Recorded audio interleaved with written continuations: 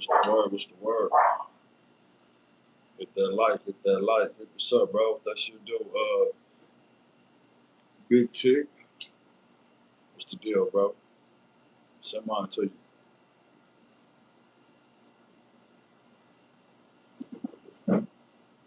What's the word? What's up with the good people, man? Real good people.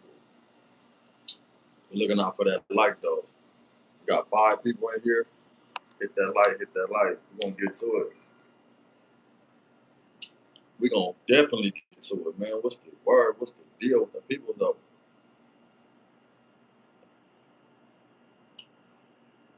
Got a nigga on the clacks now. Man, he said get on braids, hey Nash. That nigga, I'm gonna wait till the people come in here, bro. Bro, stay tuned. I'm gonna get on that nigga. You know what? I ain't even gonna get on it, right? I'm gonna just hit the nigga with facts, bro. Cause I ain't trying to go back and forth with the little skinny dude. I ain't trying to be, you know what I'm saying? Going back and forth with a nigga like that, man. Like, that dude miserable, bro. Figaro facts, braids is miserable right now, bro. I know the nigga miserable because, nigga, you got all that time, bro. So you ain't got nothing but time on him. Just watch Instagram, watch YouTube, watch everybody out here living their life, doing what they supposed to do on their shit. That nigga don't like it.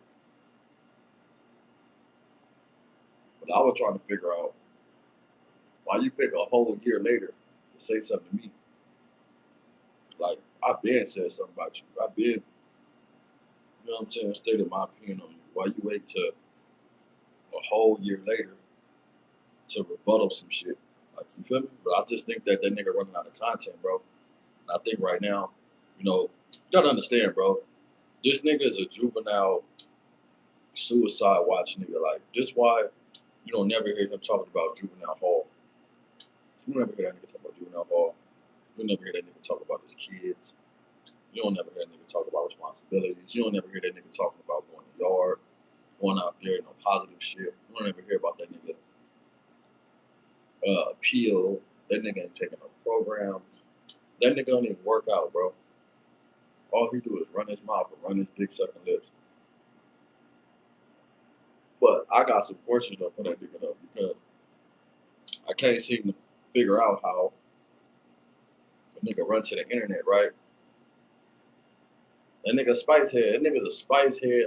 Bro, anytime a nigga on that nigga on alcohol, he's on he's on spice, he's on wax, and he's on crystal meth. So that nigga don't have no credibility with me, bro. Like, you just said that dude was PC, that blood dude, and that dude came out on the line, bro. He was on my nigga Monk page, right? That dude came out like, man, I'm still on the line. What is he talking about? You ain't even get on here and apologize to your people for spreading false narratives on the person, bro. But it's like that nigga, it's like, I don't lie, I just feel like he envious when it come to Hooper. When it come to Hooper, that nigga be just super like envious. I know niggas enemies or whatever, but to have a jealous nigga, jealous is envious, just you just burning with like hate up in your heart, bro, towards anybody that do good. Is like, that shit is pathetic, bro. That shit is pathetic. I ain't gonna lie, love one. It's pathetic, and it's starting to look like a hater. Like, and I ain't gonna lie, right? He looked like one of them lizard people, like, you know, like the reptilian people they say walking around. That's what Graves look like. One of them reptilian niggas that's walking around this motherfucker. His skin look all like dry and shit, scaly. Like, oh, like nigga. For real though, bro. Oh, look, he the only nigga. Braves the only nigga I know that's been on the internet and ain't gained no weight. He just steady losing. Like, nigga, I know you got gout and I know you get pushed around in a wheelchair and shit, but you be bragging about all this money you make on YouTube, nigga, but you ain't even eating right, bro. Like, you ain't gained not 1 pound, bro, since you been on the internet, my nigga. Like, you sitting up there looking like you suffering from AIDS or some shit. I don't want to put nothing on nobody like that. I seen it sensitive to the people who got some shit like that. But come on, bro. And it's crazy because I'm listening to the nigga. I'm like, damn, that's the worst you can say about me. Like, you know, we gonna get on that nigga though. We gonna get on that nigga when people come in here. The worst you can say about me is a face piercing. And the tongue ring I had from 15 years old, 15 to 18, that's your, bro, this supposed to be the no zark zone. This supposed to be, you supposed to be like Lil Whack. You supposed to be Lil Whack. You supposed to be one of the exposers, I guess. Ain't he one of the exposers? Y'all let me know in the comments if he one of the exposers.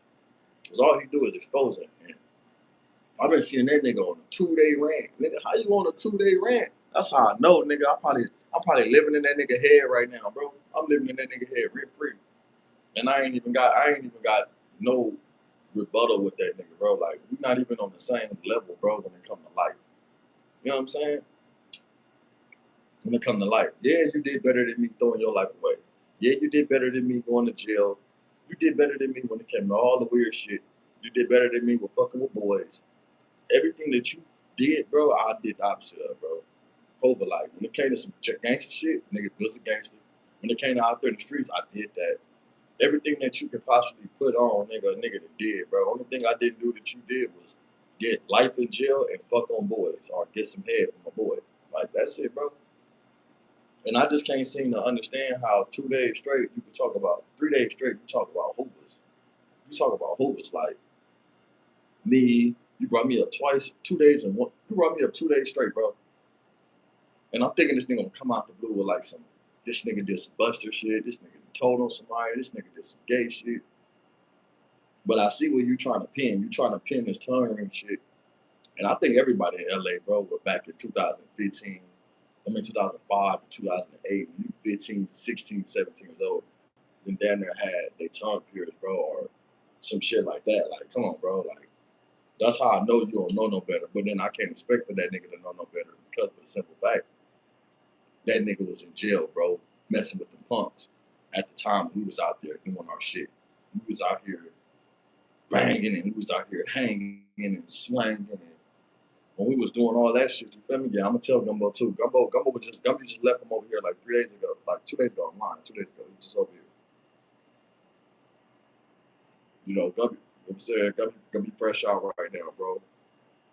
I don't think he fucking with the whole social media shit and the bullshit right now. You know what I'm saying? Homie got other shit going on. Also, Gummy got a book out, bro. I need to go get. I guess he finished the book or whatever. You know what I'm saying? So he almost finished with it, so I need to go get that too. You know what I'm saying? I hope that the homie, glad that he out. I hope that he get back to the positive message that he can spread too amongst our people, bro, on the set.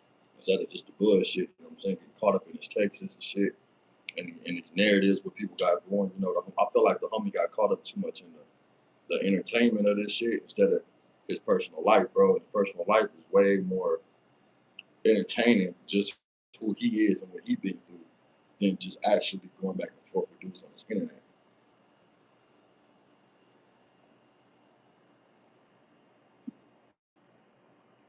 Yeah, I ain't gonna lie, bro. That's all a nigga thinking about, bro. Staying free and just basically, bro, doing what I gotta do for my kids. Like I say, bro, you know, as far as the little skinny dude, bro, the little skinny dude with the patch.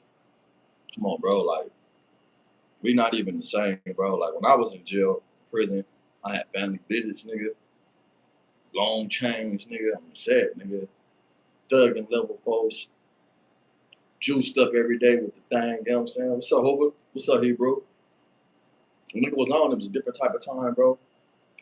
We couldn't get on the phone and be talking about everybody's business, bro. But I just can't see how that dude talk about me and Treyway for 3 days straight, bro. Like, come on, bro. Like, is we really in your mind that much, bro, to where you got to bring us up? And then I'm like, damn, the only thing you said about me was a tongue ring that I had as a kid.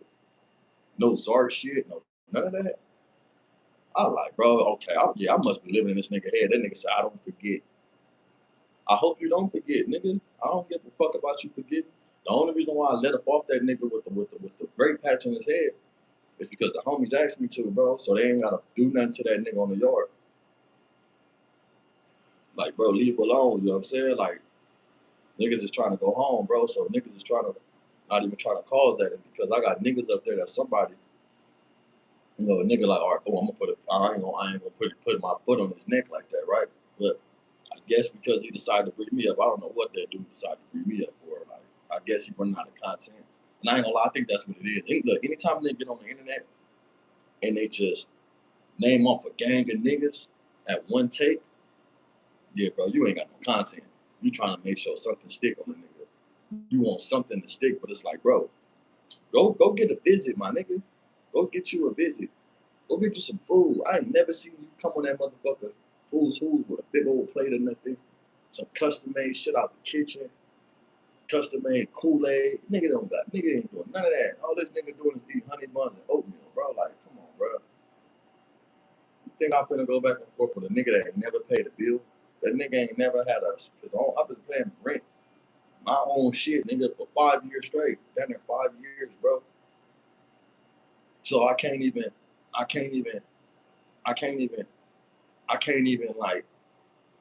say nothing. Like, we're not even compatible, bro.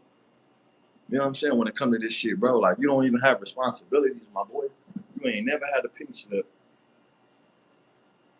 I don't even know if your baby mama and your kids, your child mother even allow you to even be around her kid for a limited amount of time, bro.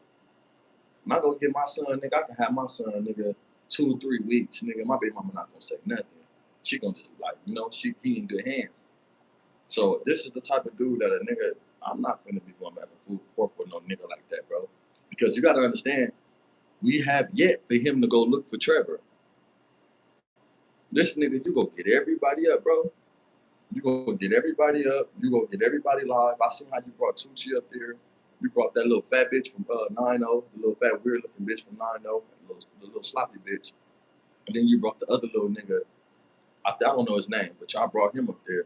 And it's like, damn, bro, like, why you never go look for Trevor, bro? The minute that niggas brought up Trevor, you said you start telling. You start talking about lawsuits and shit. Bro, that's a form of snitching too, bro.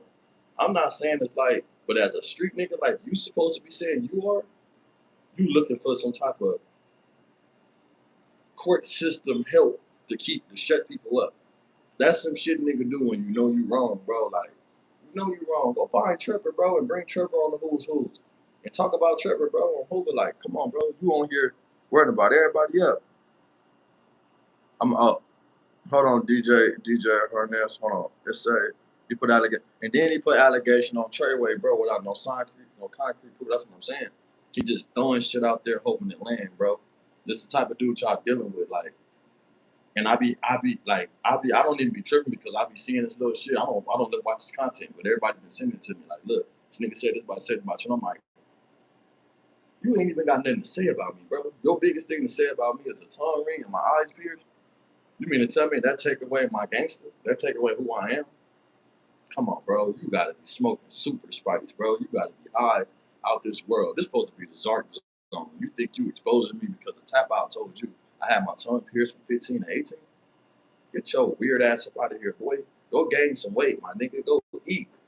Go eat, nigga. We tired of your skinny, frail ass coming up on the line talking about everybody, bro. Like, this is, you so far in my mouth and so far up everybody else's ass, bro.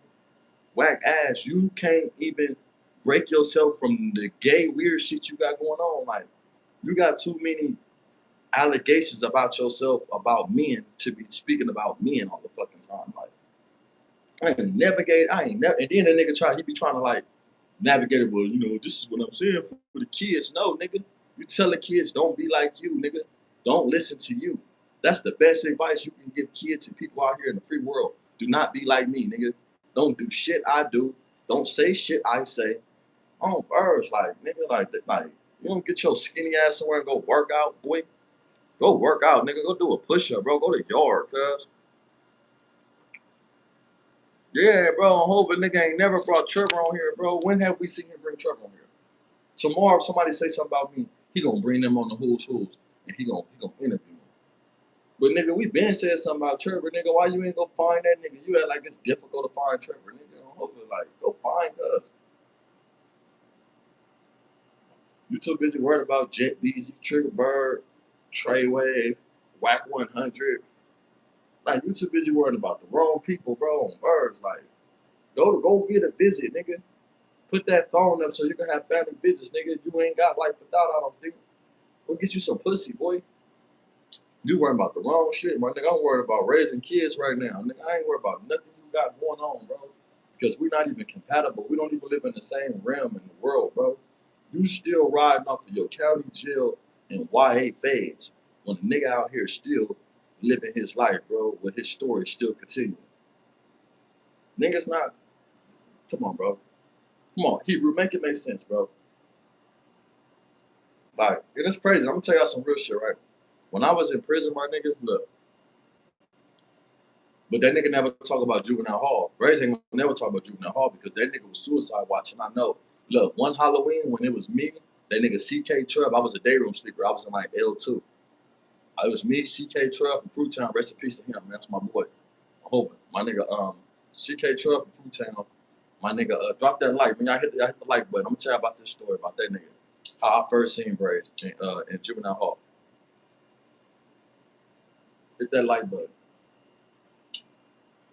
I seen that nigga in juvenile hall, bro. It was me, my nigga CK Trub, this nigga named Lil Stuff from Park Village, and my nigga Chaos from T-Zone. Now, it's Halloween, bro. I'm day room sleep or whatever. You about to line it up. My nigga Trub jump up, nigga on hoping he get off on this nigga named Chaos, bro, from T-Zone. And my nigga from Park Village jump in, bro. I'm hoping that nigga Lil Stuff from Park Village, Lil Stud and Chaos out there, they can tell you the story too. He fired on the nigga, boom. So Trub was a tall nigga, bro. I'm hoping he was a tall nigga. That nigga know who Trub is, CK Trub. We ain't disrespect nobody. Trub get on the niggas. He whooped both of them. So I'm a day room sleeper. We all go to the at the time it's called the box. You feel me? Ain't no shooting. You know, it's the box. We go to the what you call it? We go to the box. We get to the box. I'm walking through the hallway. I see a nigga with a door open, nigga with a desk right there, and somebody with a Bible open. I see the Bible open. Somebody at the desk. I ain't never seen that. I walk past, I see this little skinny nigga laying down on the floor, and it's a desk open with a Bible, bro. And that nigga was suicide watch. And when you suicide watch a juvenile hall, they don't close your door, bro. So I say we from West Side. He act like he gonna jump up. They end up doing some little shit with him, making him, you know what I'm saying, whatever they kept. I kept walking, but that's how I knew. When I found out who he was, I'm like, oh, that's dude. You know what I'm saying? Like, cause like I say, nobody really know about group like that, bro. You get caught up in that nigga because of big praise. You know what I'm saying? That's what it do. What it do, Pablo? What's up with y'all? What's up with the deal? You get caught up in that nigga getting caught up in this big homie, bro. So you get caught up in that name thinking the nigga solid. And when you be listening to that nigga and you listen to his antics and the type of nigga he is and all the shit you do, like, nigga, come on, bro, you'd have been accused of fucking boys. You on crystal meth. You do spice. Like, come on, bro, you'd have been whooped off the yard. A couple of DPs, you'd have been victimized. Like, you got 7 different things wrong with you, bro. You got 7 different things wrong with you, my nigga. And you worried about a nigga like Triggerbird on the streets. A nigga like Treyway in jail, like. But you think you somebody, like, come on, bro. Like, nobody really care about you, bro. You not nobody. Like, you not nobody who you think you are, bro. The internet got that nigga fooled, and this internet got a nigga head fucked up and mind-boggling. You know what I'm saying? Like, come on, bro. Like, y'all need to stop pulling the wool over that nigga eyes and making that nigga think he bigger than life because you ain't that, bro. Whatever you think you is not that, bro. Dead homies, that nigga ain't that. I'm from that section. You trying to compare what your homies got with us. Nigga, y'all niggas not us. You niggas ain't holders. Talking about some, my homies ain't got no eye piercings and no tongue. You niggas ain't holders, nigga. You know how many homies I know from Hoop? I can go down the list that got their tongue pierced as a kid, nigga. You know how many niggas I know, nigga, that got their face pierced, nigga. But you got allegations of getting your dick sucked. Address that, bro. That's what you got to do, bro. I hope it say, bro got more emotion on the internet behind bars than you, brother. No disrespect. He do. Hope I ain't gonna lie. He got more emotion on the internet behind bars than me because I don't got all day to sit up and talk about that. I got real shit going on, bro. But that nigga don't got real push like me. That nigga don't got real integrity, bro. Why you think that nigga fall out with every nigga that he cool with? Every nigga that he was cool with on the internet, they go back and they debunk something he say like that nigga bullshit. Every nigga that come on there and say that, bro. I've been on this motherfucker for a year. Besides the nigga I chased off, who you heard get on the internet and say something like, oh, fuck that nigga. Woo, woo. You're not gonna hear that, bro. You feel me? I'm not in everybody's business, bro. Hope like it's a gang of niggas, bro. It's a gang of niggas, bro, that have mentioned me. That I could have got on there and said something about. I could have rebutted it. It could have went viral, but I don't do the back and forth with niggas, bro, because I got actual real shit going on. I don't got time like a nigga to go call the police on me and have them all in my business, bro. I don't got time for that shit. You feel me? I just can't understand how a nigga in jail. Listen, I got all my write-ups in prison, bro. I swear to God, right? When I used to be on the, I didn't do social media and shit. Nigga, I used to just be on there and they hear we got a phone. We got a phone. Nigga, they come hit the whole yard, nigga. On Hobo. If they see a nigga on the internet and he recorded something, they're hitting the whole yard. Especially if they know they see this individual every day. They know he got a phone in there, he don't go to the yard.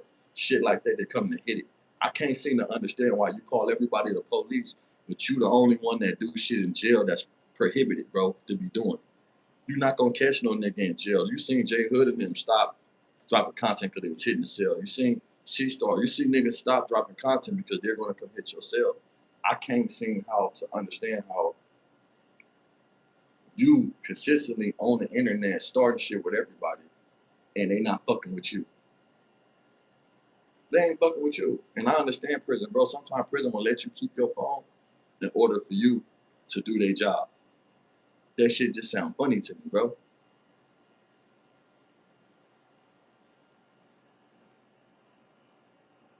He said, what? He said, the best storyteller, brother. That's just. Yeah, I hope free that nigga, though. Free him. Free him. I hope I don't wish nothing bad on that nigga. You feel me? He said, but J Hood never get emotion like, bro. Let me see, bro. Got numbers like. Well, you go tell your boy if he got so much motion, why is you on here mentioning me? If you got so much motion on the internet, bro, why you mentioning a little old me? If Brad got so much motion, why is you mentioning a little old me, bro? They're homies. Like you already said, C-Mac was a zark. You put him on there. You said all these niggas was zarks and they end up on your shit. Man, that's a zark zone, bro. On hope, but like, don't get it fucked up. Y'all gotta understand, bro. He got more motion than me on the internet because he got to be on the internet to survive and feed himself. He have to be on the internet in order to get money to go to the store every motherfucking month. He have to go on the internet every month to keep on paying the niggas to stay off his ass, to keep whooping his ass. He have to be on the internet to keep paying niggas or keep swingling that bread. One thing about prison, bro, you can buy niggas, bro. Prison is no different from on the streets. Prison probably worse. This is what they don't tell y'all. Prison is worse than the streets because on the streets you can actually buy niggas. You can actually buy niggas, bro. You can actually buy niggas in jail. As long as they know that you got some dope on you, as long as you got some canteen, as long as you got a phone, them niggas gonna let you chill, bro. They gonna let you hang out. I see many niggas in jail be brought, bro.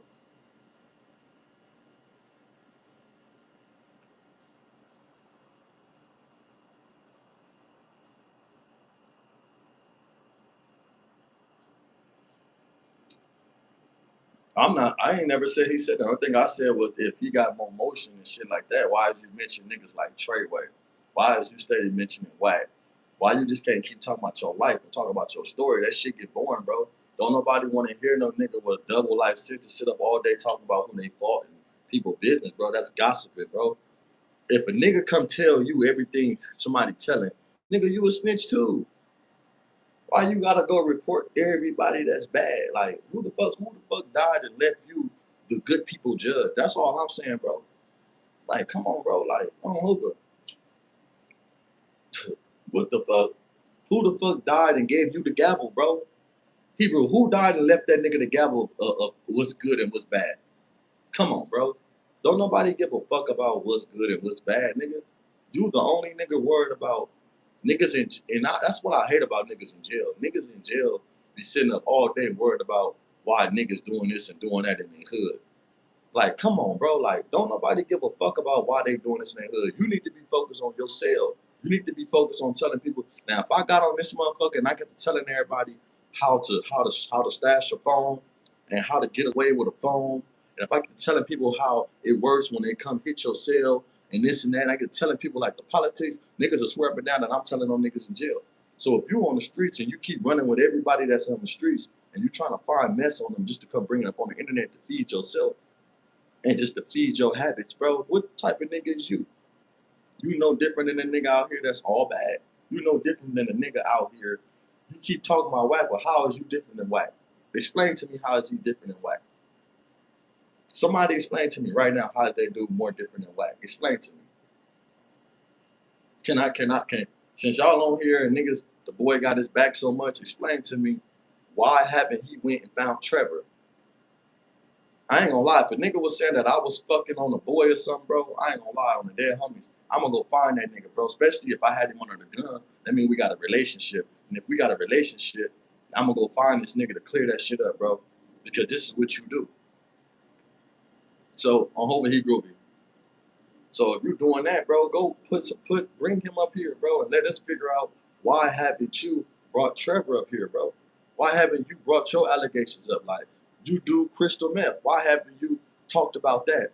You suicide watch juvenile hall. Why don't you direct and get at the kids about how not to make mistakes like you so they ain't gotta be suicide watch? You don't even have a childhood, bro, and you come telling me about some shit that I did as a kid. You don't have no childhood, bro. You wasn't raised by men. You was a little boy that was raised by all boys in the juvenile detention centers, and then you come to prison and you was raised by men in the CDC situations. You know what I'm saying? Detention centers, and now you want to tell a nigga like me how to be a man, a nigga that didn't pay rent, a nigga that had pink slip, a nigga that take care of his kids, a nigga that got responsibilities, a nigga that didn't really actually work, a nigga that had multiple jobs, a nigga that come on, bro, like, who is you? Come on, bro. You can't even have a decent conversation with no one without saying 10 Nino and shit. Like, why they give a fuck about that shit, bro? This shit is deep, cuz. This shit gets deeper. That's why I say this shit get deep, bro. Yeah, that's why I say. That's why I shout out to Crib man. These man say, don't. It's gonna see all right. Don't commit suicide. Yeah, don't commit suicide, bro. Tell these kids how a nigga be want to end his life once a nigga do. Stop acting like a nigga just accepted them with everything a nigga did, and a nigga was just a nigga thugging it out. Nah, nigga, you wanted to die too. Shut up. You wanted to die before, bro. Bring awareness to that, bro. Bring awareness to Trevor, bro. And I hate to keep bringing Trevor up, but on hope, I swear to God, I got messages when I first got on this motherfucker where niggas was telling me about this nigga. You know what I'm saying? Talking about niggas that was there. I ain't never brought it to the internet. I ain't never gave a fuck about that because I never gave a fuck about putting allegations on that dude. But my whole thing is if you got the who's, you exposing everybody, expose yourself. You're supposed to get yourself out the way before anybody. Sad. Why you didn't tell the people that you was getting pushed around in a wheelchair in prison? Why you never told the people that you was in the wheelchair getting pushed around in prison, bro? Now tell me I'm lying. You was getting pushed around in the wheelchair, gang. Like, come on, gang. You was in the wheelchair, gang, getting pushed around, gang. So now what he playing hurt so he can get out? That's what y'all trying to tell me? That's what y'all trying to tell me? The nigga was playing cripple. nigga playing old.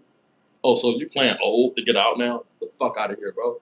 Come on, man. Like, you always want to bring the hoopers up. Hoopers. Bro, we've been on your live. You've been speaking about the set for 3 days straight. Treyway. Talking about me for 2 days. Like, come on, bro. Nobody's worried about you, bro. My whole thing is to tell my son, don't be nothing like this nigga. You ain't even a good. Bro, I wouldn't even let my dog be like you. I wouldn't even let my dog keep barking behind the gate. I don't hope, but like, all you doing is taking this phone and you cell banging, bro. You cell banging. You a cell soldier right now, gangster. Like, you can't do nothing to me. I'm on the streets, bro. Why is you bringing me up? And I don't want to hear niggas talking about, nigga, ain't nobody clout chasing this nigga, none of that nigga. You bringing me up. I'm wondering why I'm being brought up in your little crusty ass skinny lips.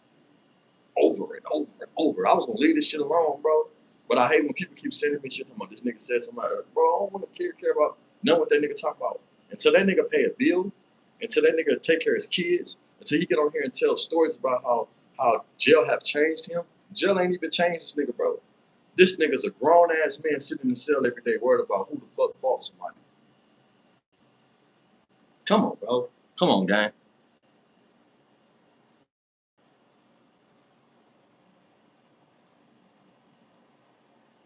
Come on, bro. You keep chasing content. That's what I'm saying. Say, watch it, keep chasing content. Keep chasing content, bro. But my whole thing is every time your shit dry up, he think this is strong points. Whack 100, Treyway. How many times you gonna mention Treyway? You know what I'm saying? Like you gonna keep mentioning Treyway over and over. Somebody tell me if where Treyway at. Don't nobody give a fuck where Treyway at, bro.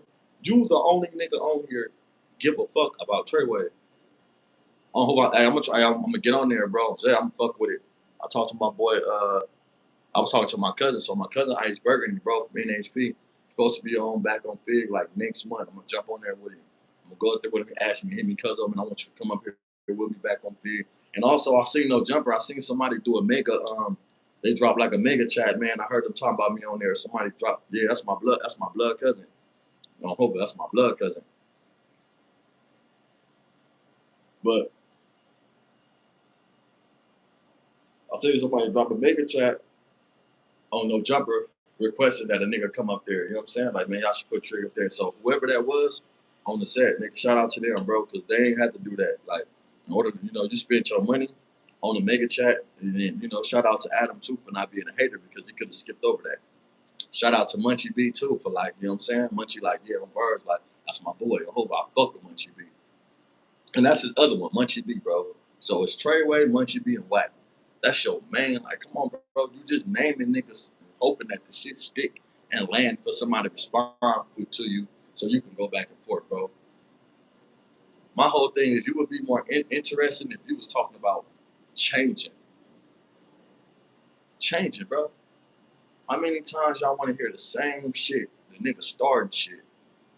Y'all listening to a miserable nigga in jail that's starting shit consistently and keep talking and run. That's like if we get one of them niggas in the set like that, bro, that's always running his mouth and keeping chaos going, we're gonna beat your ass, bro.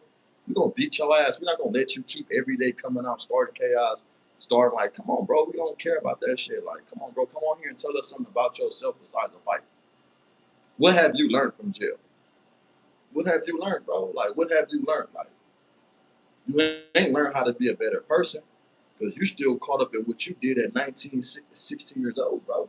You're going to be one of them old ass niggas, skinny as fuck, frail, on medication, can't move around that motherfucker with a patch. And God forbid something happened to you, like you get medical sick or something. You know what I'm saying? I don't wish that on you. I don't wish that on nobody. He's still a black young man. You know what I'm saying? You're a black brother, so I don't wish no type of harm on him or no type of like you know what I'm saying, medical condition on the boy. I don't wish that on that nigga. I don't give a fuck what he said about me. You know what I'm saying? And reason why I haven't really got on that nigga because that nigga came up in my inbox one day, right? And this is why I think Bray's mad at me. This is why I think he mad. His fat ass homie just died, right? That fat nigga just died. And rest in peace to him, bro. You know what I'm saying? I ain't trying to talk about the dead, but that fat ass nigga died, and I had something where I was talking about basically like I was basically talking about that nigga don't even need to be out there walking through no alleys and shit like that. You know what I'm saying? I'm talking about, how the fuck you can get away from somebody and he ended up dying. So I don't know if that was his reason for bringing me back up. He thought about it. That nigga told me when my homies died, he said, stop hanging in front of stores. And I blocked that nigga. But he thought that shit was cute. And he thought it was hilarious. But yeah, on Hobo, they did that hood blog. And I said that shit, bro. I was joking and shit. And then the nigga ended up dying. So I think he got mad at that, or he probably hit him like that. This nigga was talking about my homie, and the nigga ended up dying. That fat ass nigga. But it's like, nigga, come on, bro. You bringing it. Come on, that shit is old, my nigga. God bless you.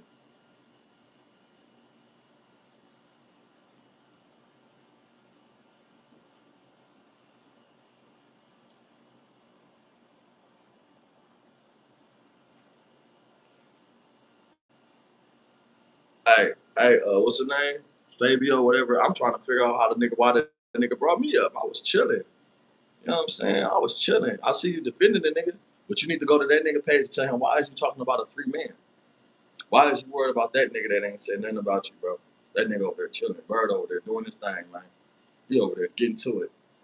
He ain't got time to be going back and forth with you. That nigga out there getting it. You know what I'm saying?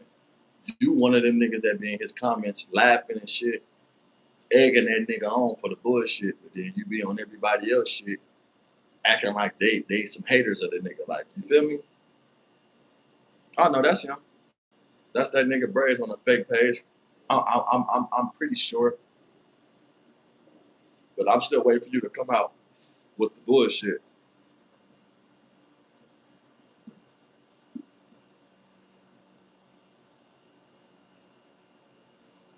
what I'm saying? That's what I'm saying. That's what a nigga doing. Enjoying life. Hey, anytime you can be with your kids, bro, anytime you can really like out here and get to it, wake up every day, you know what I'm saying? Like on birds, nigga, that's enjoyable, bro. That's enjoyable. On birds, you got to. I can't be sitting in no motherfucking in no bathroom all day.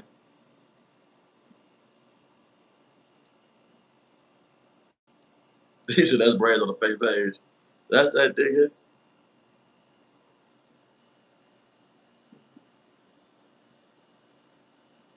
Bro, I don't understand. How do you go get all enemies to talk about hoopers on your page? Like, bro, you sympathize with the Crips. And from my understanding, I thought the Lanes had the O's crossed out. I thought they crossed out their O's. So I don't, but one thing I do understand about people, bro, when it comes to Hoover, niggas form up. You know what I'm saying? And shout out to everybody that form up against the Hoopers, bro. Shout out to everybody that go against us, bro. I love that shit on bird. You know what I'm saying? I love that shit. I love the niggas that form up against us. And like I said with Treyway, I don't know what's going on with Treyway. I'm not even gonna sit up here and act like he's lying or something. I know the shit that he's talking about with Treyway. He be pinging back and forth. Treyway got done up. Treyway did this. Treyway, man, bro, leave. So you talking about the wrong shit, bro. If you a fan of his, Fabio, man, go talk to that nigga about his appeal. Tell him to go talk about his family business or something. Tell that nigga to talk about his programs or something. Tell that nigga to talk about some growth, some help, some suicide help or something, bro. Like, tell him, like, come on, bro. Like, that nigga not the sharpest knife in the drawer, bro. Like, honey, he say, Fabio said, who was built different? Damon Porter said people raise their kids like the Hoovers is owning people. Bro, and that's crazy. I ain't gonna lie, bro. That's how I feel. I feel like when it come to us, niggas would click up and they'd go again. Niggas would ride with the devils to come do something to a hooper. On birds, like, I don't understand it. Like, niggas be mad when a nigga say something back to niggas, right?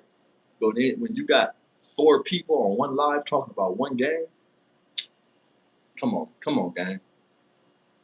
A lot of my homies don't get on here and defend themselves, bro. A lot of my homies ain't with the getting on the net, going back and forth with niggas and talking about what's going on. They ain't even gonna defend themselves, bro. So I just feel like if a lot of these niggas not gonna get on here and go back and forth because this shit's still new to us, bro. This shit is still new. Like this whole internet shit with Hoovers and shit like that. We still like. That's why I'm proud of Jap. I'm proud of Jap and go back and forth with niggas because I know niggas wanna gain some recognition by talking about him and getting into it with him. He ain't even been going back and forth with niggas. So, you know what I'm saying? Little bro with YG and shit. Little bro with Mozzie and them, you know what I'm saying? He on tour with Blueface. You know what I'm saying? Shout out to Jap Hard, bro, on Birds, nigga, for doing something positive, bro, on Bird. But he don't never speak about Jap. Jap will beat that ass. He don't never speak on Jap. Jap will whoop that motherfucking ass, though. That's straight up. Jap will getting that nigga ass. He know. He don't even start that. Them little games. He don't even play them little games. He know, little bro, whoop that ass, bro, bad. He don't even put up a fight with that shit.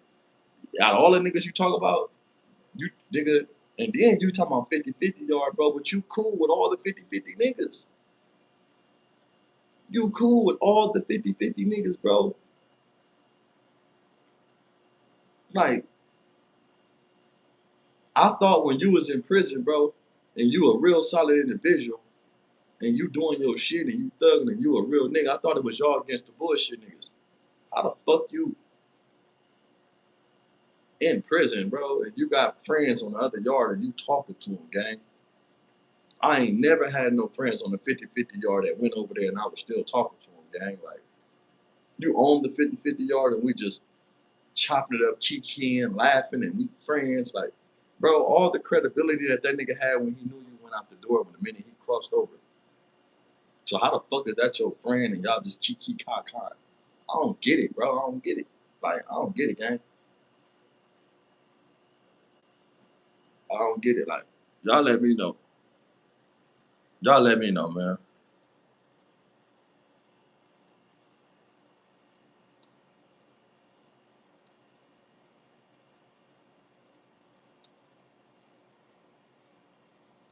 What I think about being a no jumper? Man, I'll get on that motherfucker. I ain't tripping. Like, you feel me? I'll go do the news or some shit like that, sit up with them, talk shit, swallow spit. I ain't really tripping like that. You feel me? You know what I'm saying? Like, I ain't tripping on that motherfucker. You know what I'm saying? I ain't got no problem with no jumper. While I don't agree with a lot of shit they do on there, but it ain't. When I come to realization, I say, damn, it's not really no jumper fault that niggas go out there and talk about politically things that they shouldn't talk about. It's a way how you answer things. You know what I'm saying? If there's a will, it's a way.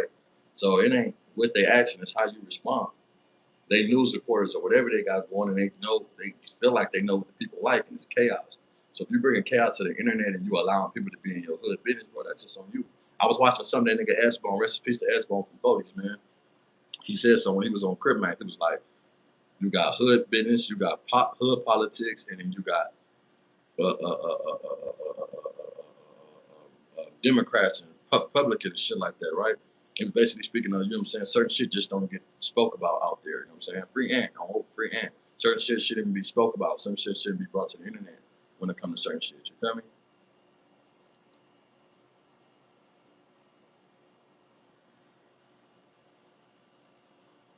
He say, he say, he never topped it on J Hood, be on 50-50 is facts.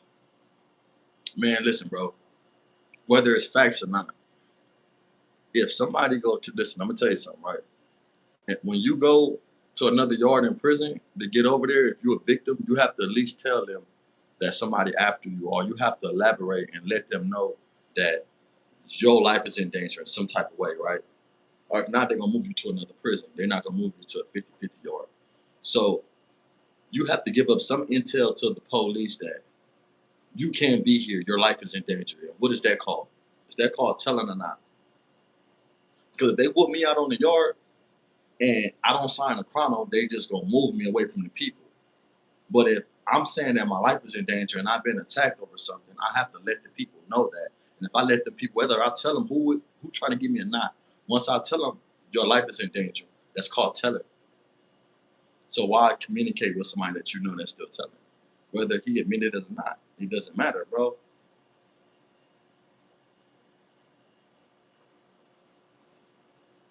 You know what I'm saying? Like, it doesn't matter.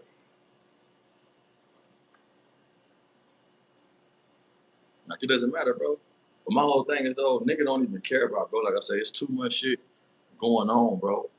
It's too much shit going on to be worried about the fuck shit on the internet. This is why ain't no good content out. They don't got no good content out, bro, no more. Niggas ain't talking about nothing productive. This is why we can't go nowhere and can't elevate. Because people too worried about who fought who got beat up, who snitched, who didn't snitch. What does it matter? Y'all niggas not gonna do nothing about it. Obviously you ain't gonna do nothing about it because if this your boy and you think that he's a nigga, you gonna still fuck with him. You gonna still fuck with him. If Treyway said some weird shit about getting, yeah, he told. If he said, gave up information, that's called telling. I'm not going to try to be biased towards it. What the fuck? I'm going to be biased towards something that's the truth for. Him being tapped out in PC and shit is a whole different level because if he's not PC, he's not fucking PC. But if he said something to the police about something, it's called telling, bro. Like, what the fuck? Yeah, bro, be dry, bro, because niggas is too worried about how real niggas is. Ain't no real niggas no more, bro. Get that shit out your head. Everybody do some fuck shit every now and then. Everybody have some type of flaw, nigga. I have flaws, nigga. I got days I wake up, I don't want to talk to niggas. That might tell bitch ass nigga he ain't real. But nigga, sometimes, bro, you gotta pull away and gather your thoughts and get your shit together, bro, as a person. We men out here before anything. Like I keep telling y'all, bro, y'all talking about the streets is dry, the streets is boo. The only reason why the streets is dry and boo is because they don't raise men no more. Men is not raising men. This is boys raising men, bro. If you don't follow a nigga lead, all of a sudden you not like that. When I was growing up, bro, on Hoover, nigga tell you a man first, nigga. Don't let no nigga tell you nothing. Dead homies, like, nigga on Hoover, as long as you don't do no weird shit, no bad shit, no uncompromisable shit, on Hoover, you's a man first, nigga. You got obligation to do whatever you want as a man. But these niggas make you feel like you need to be going to jail every week, You need to be catching life cases. You need to be killing somebody. Bro, everybody in their hood wasn't killers. Some niggas was stealing cars. Some niggas was fucking bitches. Some niggas was getting dressed. Some niggas was just party niggas. Some niggas was whatever it might be, bro. Don't let these niggas trick y'all, bro.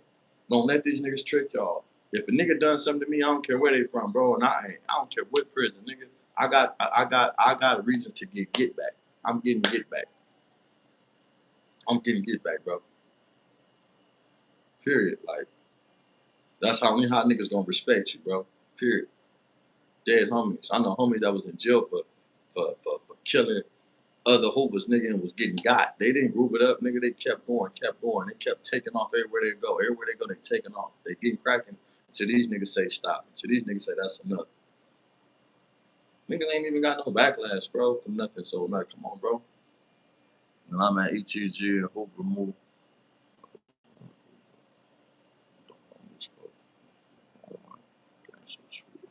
Man, free that nigga Anto, man. I just seen, and it's crazy, right? I'm gonna ask y'all a question, right? I didn't. Nah. So I didn't say he all bad now because I don't know his situation. They asked me if Treyway told this and that. From what they saying or whatever might have went on. Treyway, he said that when he came out, he said someone was stabbing him or something, or what I supposed to do, let the nigga kill me or some shit like that. If that was a true statement, allegedly that's supposed to happen. I don't know if I'm saying if that's what happened, then you're correct. If he said that. I haven't heard nothing about Treyway. You know what I'm saying? My whole thing is, if hoopers ain't talking about Treyway, why is somebody else so caught up in talking about Treyway, bro? Let they peoples take care of that. Let the hooper niggas or whatever the fuck they got going catch up and take care of that dude. Don't. Why do it have to be somebody else had to be the first to break the news? This nigga want to be the first to break the news of Treyway. You infatuated with us, bro. At the end of the day, that's what it come down to. Infatuation, bro. The nigga, like I just feel like he's just so envious and jealous of every hooper. You see Jap doing this shit. He said like niggas just doing their shit. Sharky, the homie, like niggas doing their shit, bro. Smack, like you know what I'm saying. I hope a shout out to the Lowe's nigga that's on here doing their thing, nigga. Whether it's loud, whether it's whatever, whether people see it or not. I'm hoping nigga the homies winning right now, and they winning silently, bro. Winning together though, collectively. You don't see niggas on here going back and forth talking about some bullshit like that. You don't. You don't see that shit.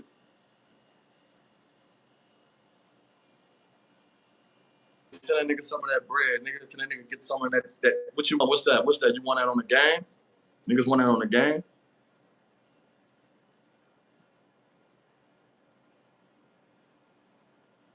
Bro, ain't nobody cracking out there. That's how I know we really the ones, though, bro. 716, we really the ones, though, regardless what they talking about, man. Free threat. You know what I'm saying? Free the loads, man. I hope it like, nigga, we really the ones, bro. Hey, but Hebrew doing this shit. Every time I turn on the motherfucking Instagram, I see Hebrew on there doing this shit. Oh, hold on. I see Hebrew on there doing this shit. Shout out to Hebrew. Hebrew, when you going back on the jumper, bro? Man, I ain't. Oh man, shit, man. I'm just. Hey, all my money go to my kids. I ain't gonna lie. I go to my son. My money go to my son. Go to my bills, bro. Like I'm one of them niggas. I'm so far past worrying about like jewelry. I got 2 cars. You know what I'm saying? That I pay nothing on. I got my own shit. Like I'm so far past the bullshit, bro. All my shit going on my kids, like my son, like that. Like, hey, look, because my whole thing is this though, right? I want to see the development, bro. When I didn't put my life, I didn't put my attention towards Hooper, right? I didn't put my life on the line for it. So my whole thing is like this, like, yeah, Hooper. Shout out to CH Poe too. That's my bro, man. Peasy, man, on Hooper. Hey, I'm looking at it like this though. If I can give my time and all my effort and all my knowledge to my son who right now 14 months, bro, I feel like that's the biggest accomplishment to me right now. I got one that just, you know what I'm saying, it's about to graduate that's don't gang bang. I'm saying my daughter ain't a hoe. She ain't out here on the streets, get selling her body. And then I have a child growing up now, bro. You know what I'm saying I want to see what's like for me I'm saying impute knowledge into my son or, you know what I'm saying, like it's my experiences, just my life experiences and see how he developed from that. I hope like I don't want him out here thinking that nigga shooting at niggas is cool, jacking niggas is cool. Like that shit just come with it. It's in your blood, nigga. It ain't just on you. It's in you around this motherfucker, man. I'm hoping to do something better. I'm hoping that's what. And I gotta say, when you almost 40 years old, bro, y'all let me know in the comments, bro. When you pass 40, what is supposed to matter the most to you in life? What do y'all think matter to you most? Like, is it like? And that's the thing about LA niggas, right?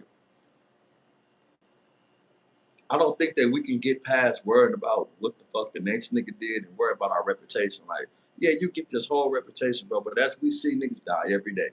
You know how many niggas that didn't die that was out here straight monsters, nigga, that nobody talks about. No, that shit don't matter. Like that shit do not matter when you dead. That shit do not matter when you in jail. Unless, and that's why I say it's no reward for this shit, bro. The only reward you get out of game banging and being in the streets, my nigga, is this. Look, y'all let me know if is this the funnest thing going on. You be out here on the streets, you be thugging, you go do all this gang activity shit, you stay loyal to niggas, you go get a life sentence just to go to jail, get high, sit on the bunk all day, get you a TV, get you some cheap ass fake shoes from them fake ass little shoe warehouse and shit that the knockoff shit. And then you go get you a phone and you start you a YouTube or you stay on Instagram and make memes all day about niggas out in the streets that ain't doing what you did to get life. Is that a life, bro? That ain't no fucking life to live, bro. I'm hoping that shit is not fun, bro. I don't see nothing fun in that shit. I'm hoping like the best thing you can do to get out this shit is become a YouTuber. That's the best thing you can get out of being a game maker nowadays, bro. That's what it seemed like, being a YouTuber. So you're gonna do all this shit on the streets while you free just to go to jail and tell everybody anyway. You might as well just do that shit on the streets. That's all niggas doing. Staying hard enough just to go to jail and tell the whole world anyway. That's all niggas doing, bro. So anybody land, hey, you need to get a permanent spot in that motherfucker, man. How y'all feel about this shit? Y'all seen this shit with Kevin Hart? Let me know if y'all seen, hit that like button. Let me see if y'all seen this shit with Kevin Hart, man. How y'all feel about the shit with Kevin Hart? They say Kevin Hart girl was cheating on you, man. Y'all think that's real? I know that made Kevin Hart look at The Rock like, nigga, you know, The Rock was just hitting some shit, talking about he wasn't knocking Nico back like that. And all of a sudden, nigga, she get caught up in the text message, texting allegedly supposed to be his best friend. Supposed to be one of his best friends, some shit like that. Talking about just loyal. Man, ain't no loyalty no more out here, bro. Motherfuckers ain't loyal. Motherfuckers loyal to themselves. Motherfuckers loyal to their personal needs. That's what people loyal to nowadays. Their personal needs, bro. They loyal to their personal needs. You know what I'm saying? Yeah, The Rock was one. The Rock was talking shit about how he went wanging that thing, right, bro? And all of a sudden you turn around, like a week later or 2 weeks later, he didn't. But this is my thing though. How many of y'all in the chat? Y'all let me know in the chats. How many of y'all will put a motherfucking what did he say he put on? What did he say he put on her phone? He said he put a he basically wiretapped her phone. Wiretapped to some shit. Let me know if that's cool, bro. Let me know if that's cool, bro. Like to your partner. Would you ever wiretap your partner? Because I just feel like this though, chat. Real shit, right? If I gotta go put a wiretap or some type of shit to monitor my bitch, I don't want that bitch. What's the deal? What's the deal, bro? What's the deal, plant based? That shit do. If I gotta put Kevin Hart got money. This nigga's a millionaire, bro. He's a millionaire, man. And my whole thing is this though, right? If you gotta put a tracking device on your bitch phone, you might as well get a whole new bitch. I ain't gonna lie. If it get that deep, get a whole new bitch. Throw the whole bitch away, man. Throw the whole beach away. Dead homies, nigga. Throw the whole beach away. You don't even need the beach no more. Yeah, Kevin Hart didn't put some shit on there on his bitch like a wiretap or something, man. There's been a lot going on. Kevin Hart, bitch, got a wiretap. He had like he was the CIA. He put a CIA wiretap on that bitch and found out she was talking to his best friend. But I ain't gonna lie, like I say, if it get like that, when you feel like that in your heart, in your mind, why not just get a whole new bitch? Because that's too much, bro. That's showing you don't trust nothing she got going. If this your bitch like that, You supposed to be having her password. You supposed to be having all that shit, bro. If you feel like that, look, man, baby, let me get your password or open that phone up. Wiretapping it though, nigga. That ain't too far from you getting a private investigator. You better off getting a private investigator, nigga. If you wiretap, nigga, you gonna so you mean talking you sitting there listening to recordings of this bitch? I'm not trying to hear none of that shit from this bitch. Bitch, I need to throw the whole bitch away. Throw the whole. It'd be cheaper. It'd be cheaper. It'd be cheaper, man. Then my boy AB. Hey, how Dean go to jail? I seen Dean with the jail, man. I ain't really looked at how Dean went to jail, but I see my nigga AB did some solid shit. That's why I fuck with Adrian Bonner, bro. On the dead homies, I fuck with AB. AB a solid nigga, man. I fuck with that nigga AB. AB, listen. This is why I can never hate AB. This is why I feel like Adrian Bronner can never do wrong in my eyes. I watch Adrian Bronner my whole development of growing up, bro. I watch Adrian Bronner beat niggas up and win. You feel me? Let's say he robbed. Who robbed? Oh, damn. Man, look. I ain't heard nothing from TS, man. Nothing from Tony Stacy. Tony Stacy in jail too for some crazy shit. Shout out to the homie mama, man, and the whole situation that's going on. On birds, nigga. But you know what I'm saying? I don't want to be so insensitive about the situation because that's really one of my boys that I'm really tight with. That's his mother that Tony Stacy situation happened with. So you know what I'm saying? Like, you know, the homie wanted to get on here and talk about it, but he ain't never got on here and really spoke on my shit. So I don't want to be insensitive and talk about this whole situation that went on. You know what I'm saying? Now look, let me get back to it, right? I've been watching AB win so long, it don't even feel right when AB lose. And I'm talking about even with the world, like AB was a nigga, bro. Like he brought the fun back to entertainment. That nigga remind me of like a Floyd / Ali / Tyson. You know what I'm saying? Like he gave me that vibe with it, you know what I'm saying? Because he's aggressive like Tyson.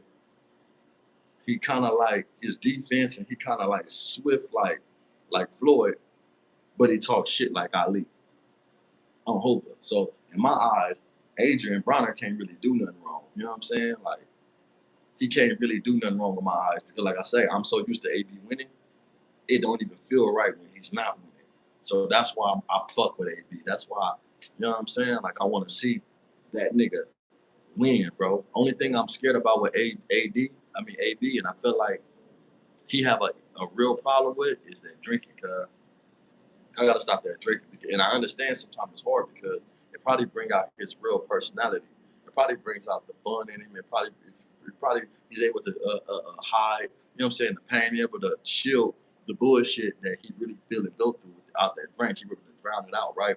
But he be doing shit to where you gonna find a little bitch on there that's gonna clout chase and it's gonna go ugly. And that's what I'm scared with AB, man. But one thing I love about AB, shout out to AB. I hope shout out to AB because that nigga, he's very appreciative, bro. And it's hard to find niggas out here that really appreciate a motherfucker who put the ball back in the court. Do you know how hard and how much ego that you have to drop from yourself to praise, and not praise, that's the wrong word. Well, a real nigga gonna give recognition. I hope so. I don't want to say praise, but in order to be humble enough to thank a person who brought you back up, that takes a lot. A nigga 4-time champ division. There's only 4 of them niggas in the world. So for him to humble himself enough to know Dean redeemed him and did something great. Oh, West, I hope it like I ain't gonna lie, bro. I commend AB, and I just want to see AB win one more time. Wham, wham, wham. What's up, 50? I want to see AB win one time, bro. It's because he knew how to drop his ego and be humble enough to give Dean the thanks for putting him back in the situation. Look, you gotta understand when AB was AB, bro. He could have been had Sexy Red. He could have been had Sexy Red at his fights. He would have been the nigga that Sexy Red wanted. But now that she didn't brought him, Dean didn't put him in a situation just to be around Sexy Red, he's appreciative to that, bro. And how many niggas you know right now appreciative to something that you do for them? Just a little bit, bro. Dead homies. I'm pretty sure y'all on my live did way more for motherfucker consistently. I probably not been money wise. I'm just talking about emotionally. You know what I'm saying? Like, come on, bro. Like, physically, it's probably you probably done uplifted a motherfucker. Been there. You probably done lost sleep. You probably done financially disrespect. You probably done mentally, spiritually been there for a person, and they still don't even appreciate you. Dead homies. So for AB to be appreciative to Dean, I fuck with that. But I don't know what the fuck Dean did, and I think that Dean is gonna be the one who suffer at the end because AB can't do he can't fall off no worse than what he was already fell off. He can't be looked at no worse than he already was looked at. But Dean, with you need to learn how to control what you got going and don't get drunk and get faded and fall into character to where you doing shit and now it's like, man, fuck it. You know what I'm saying? Like think about this, bro. AB is AB. AB already done suffered embarrassment from going broke. He done suffered embarrassment from being drunk, being out of shape, not fighting, being whooped, being beat, being defeated in every walks of life. Deem ain't suffered that internet defeat. He ain't suffered having it all in the world in the palm of his hands and getting it took from him yet. He ain't suffered that. And this he at a point now to where he have it in his hands because he able to put a nigga like Adrian Bronner back on. He able to put Adrian Bronner back on. So don't lose your touch, bro, in this shit trying to keep up when really nigga when the cameras go off, you still creating this character for yourself and the stigma and you still drunk and faded and you doing shit and saying shit that you wouldn't really say. Like I say, AB can't do no wrong, bro. Nah, we ain't politics. We was basically talking about probably gotta go back to my live. I ain't gonna bring the little skinny little weirdo with patching his head up no more. Um I ain't talking. I'm gonna talk about that nigga if he gained some motherfucking weight. He need to gain some weight. Before I get to talk about that nigga, bro. Holy, nigga, you been on here for a whole year and you ain't gained a pound. You just keep looking skinnier and skinnier, looking like one of them reptilian people they seen walking around this motherfucker. He look like one of them reptile niggas that they seen walking around. But talking about AB, man, Adrian Bronner, and talking about how grateful that he was and how incredibly he humbled himself, bro, when it came to Dean and what gave Dean the flowers he need. You know what I'm saying? Like in the middle of functioning, he shut that down. Like, man, I really thank for this bitch ass nigga. Oh, hold it. He gave his flowers, bro. You know what I'm saying? The way that they communicate, he did that, bro, on verse.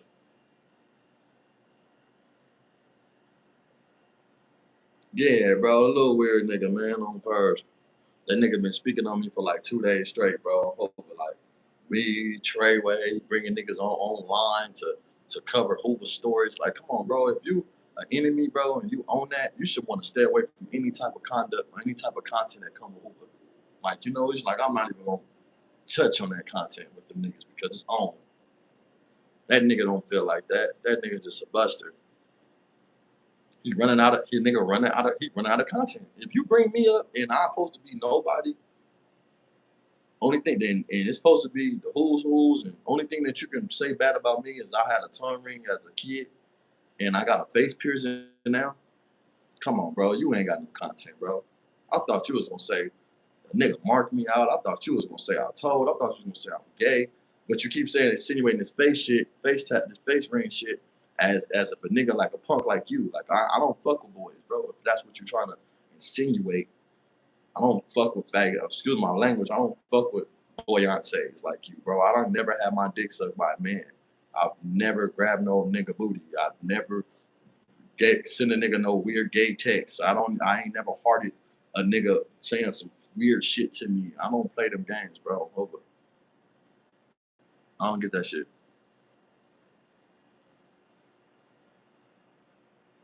You know what I'm saying?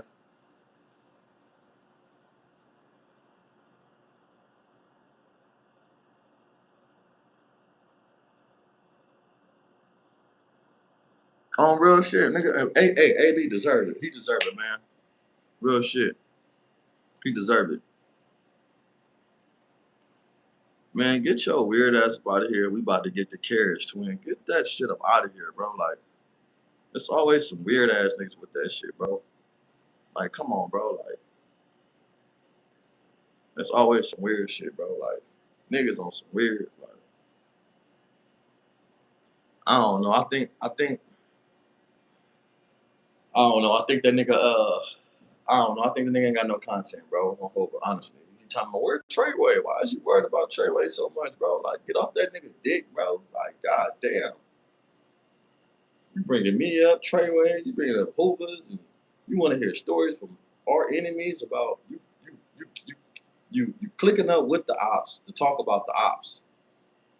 Like, is this a Hooper fan page? Is this shit turned into a Hooper fan page or what, bro? Like, you know what I'm saying? Like, keep it fair, nigga. Bring some Hooper niggas you feel like you don't like up there. Bring some niggas up there you feel like, you know what I'm saying? Like, that you feel like, okay, I don't like this nigga, but I'm gonna bring him up. Just to, you bring everybody that just got something worse to say about the set. Like, that shit is weird, bro. Nigga don't even care about no gangbang shit. It's just the fact, nigga, stop bringing me up, bro. You ain't even equivalent to me, bro, on no level, bro. Just because you got life in jail and I'm on the streets, bro, we not the same, bro. When I was in jail, I lived like a king, my nigga. I had family visits my whole time. Chains, nigga. My bitch got a line, come back, I'm hitting every weekend. It was all type of shit going on with me, bro. I'm still thugging, still getting write-ups. It was all type of shit, bro. All type of shit. What the fuck is GBGs? Y'all real gay boy gangsters or what? I don't know what the fuck is a GBG. What the fuck is a GBG, bro? Explain to me, the one. I don't know what that is.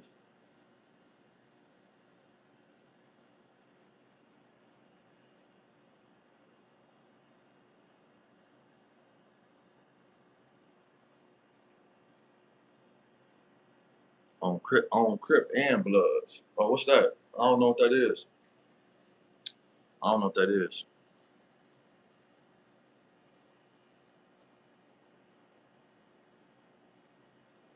Yup, I got my time period, yup. That's what you want to hear, yup. That's what you want to hear, yup. I just don't understand why grown ass men is worried about what's in a nigga mouth at 14 to 18 years old. Like, that shit weird to me, bro. That shit like catted out and weird. Like, you see, this is why niggas got gay allegations now, because niggas can't stay out of niggas' mouth. If you know what I'm saying? Like, that's why you can't stay out of niggas' mouth, bro. On Hova, like, that's why niggas got gay allegations now, because they can't stay out of niggas' mouth, bro. A grown ass man should never be worried about another nigga what's in another nigga mouth, bro. Especially when you reciting something from a nigga that's a PC. You too cool with PCs, bro. Like, you too incorporated with these niggas. Like, come on, bro. Like,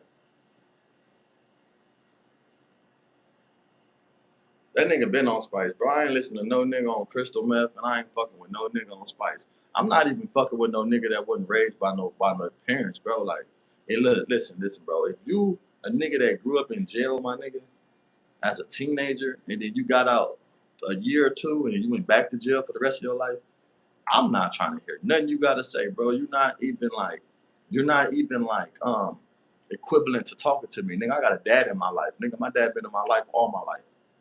I have a grandfather, nigga. I have a grandmother that's been in my life. I have family, bro. I have my big homie and them been raised a nigga. Like, I'm not really talking to no nigga who never had been raised by grown people, bro. I'm listening to a man who don't even, his nigga ain't even been out long enough to even see a trend. Like, you ain't even been out long enough to even see a trend, bro. Like, you don't even know what a trend is. Nigga, I used to clown dance. I'm pretty sure I'm 36, about to be, I just turned 30, about to be 37 next year, right? Everybody in LA clown danced at a time. But you would hear niggas say, used to dance. If you still saying a nigga used to dance, some a nigga was doing from 11, 12, 13, what was y'all niggas doing as kids? Like, y'all didn't have no life then, bro. You in LA, bro. If you didn't have certain things going on for yourself, bro, in LA, as 13, 12, 14, bro, come on, bro. I got niggas right now that played football when they was 12, 13, 14, and people say that nigga's just a football player. This nigga ain't played football since 13, 14, 15, and you still only thing bad you can say about that nigga is he's a football player. That nigga plays sports. Come on, gang. Like, come on, bro. It just amazed me that grown ass men, bro, that's sitting at home, like, this is what y'all this is what floats y'all boat. The nigga disrespect niggas all day. Nigga drop content on niggas doing weird shit every day, bro. You mean to tell me only thing a nigga can say is I had a tongue ring at 15 years old? That's the only thing, that's the only information you got from me. That's the only information you got for Trig. Come on, gang. Come on, gang. Come on, gang. Like, come on, bro. Say something better, bro. Say I punked the gang. Say a nigga, at least say a nigga knocked me out or beat me up. I ain't never got knocked out by a nigga, but at least say a nigga beat me up. Come with a story of, oh, this nigga beat him up. Some shit like that, bro. Like, I don't come with no bullshit about some tongue ring a nigga had as a kid, bro. Come on, bro.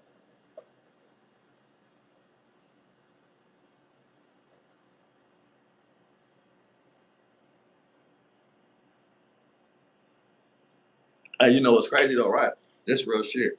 I never had supervision, bro. Like my mom passed away when I was 10, right? So me growing up, my granny was old and on dialysis. So I never had supervision. My dad drove trucks. He was all over the world, you know what I'm saying, driving trucks and shit. You know what I'm saying? We're all over the fucking United States. You know what I'm saying? Driving trucks, he'd have been to probably every state. You know what I'm saying? Summertime, take my brother and shit, take us over saying to every state, you know what I'm saying, go see different shit, whatever. So but when we come back in the regular like school season, the niggas was able to do whatever we want because dialysis, my granny was on dialysis, she was older. My granny was 70-something years old, my mom died. So I'm looking at it like, damn, like it's crazy. Like I never had supervision. I never been one of them kids to where my granny or my parents pulling up telling me get in the car. Or the sad part about it, when I do go to jail, I never had my granny come see me like that and come visit me. It was always like a little older bitch I had. I'm 16, 15. I had a bitch 21. You know what I'm saying? 16. My daughter mom was like 21, 22 when I was 16 years old. So I'm having older people come see me. Or I'm having little bitches answer my phone call. I never had the luxury of, you know what I'm saying, like being supervised. And this is why I used to be on my homies in the set. When their mama used to pull up 2, 3 in the morning. You know what I'm saying? They on their head, they tripping. But you know what's crazy? I'm gonna tell you how different about the time is. You see? This how different the time was. Let me get past this real fast, right? Because I was look, I was looking at something like, damn, they be saying the streets dead, right? The streets dead or whatever it might be, and the streets dead. And I'm like, the crazy part about this shit is I don't even think the streets is dead. I just think that niggas lost that brotherhood. Like, and I don't know if it's just in my area, I don't know if it's whatever, but I remember like when I was younger, bro, my granny, like she couldn't supervise us, right? So what she used to do is promise us shit. I promise you do good this weekend. I'm gonna get you the new Jordans. I promise you do good for a week and go to school.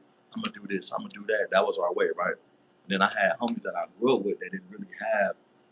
They mama, they wasn't buying them Jordans and they wasn't buying them Fubu or Pele Pele or Echo or I don't know if y'all remember this other one called Johnny Blaze. Who remember Johnny Blaze? If you like my memory, I remember the Johnny Blaze sweaters, right? That's Johnny Blaze with the skull with the little fire and shit like that, right? Nigga, we used to go rob shit every morning, nigga. You know what I'm saying? Like, that was the way we got dressed. Like, and we'd go rob some. Say, for instance, if I got fresh clothes, the homie got some new shoes, and there's 3 of us. The homie got some new shoes, I got new shoes. Dead homies, I may not have a shirt or a hat. He may not have some pants.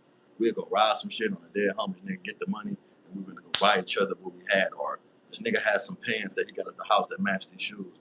Bro, this shoe. Like, we traded off shit. We traded off shoes. We traded off clothes. We fed each other. We did all that shit, bro, and we ain't never turned on each other. We ain't never talked about each other.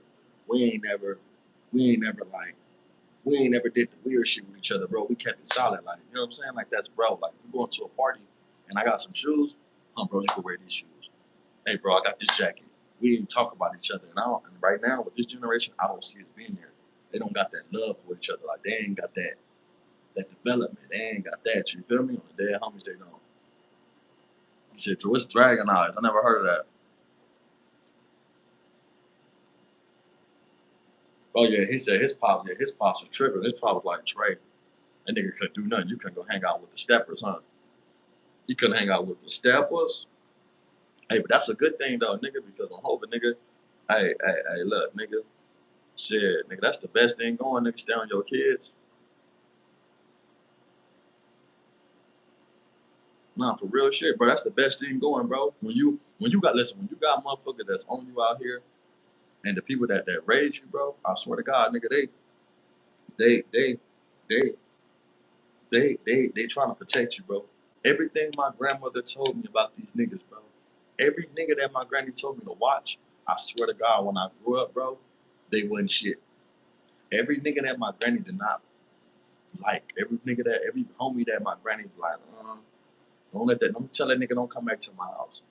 Every nigga that my granny seen that shit in on the dead homies, nigga, they wasn't shit. Like growing up, they did some deceitful shit, some unhonorary shit.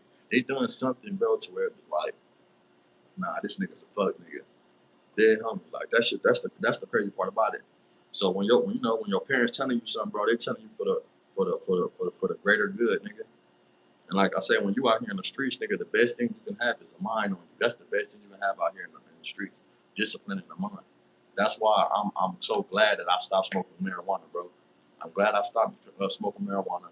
I'm glad I limited drinking.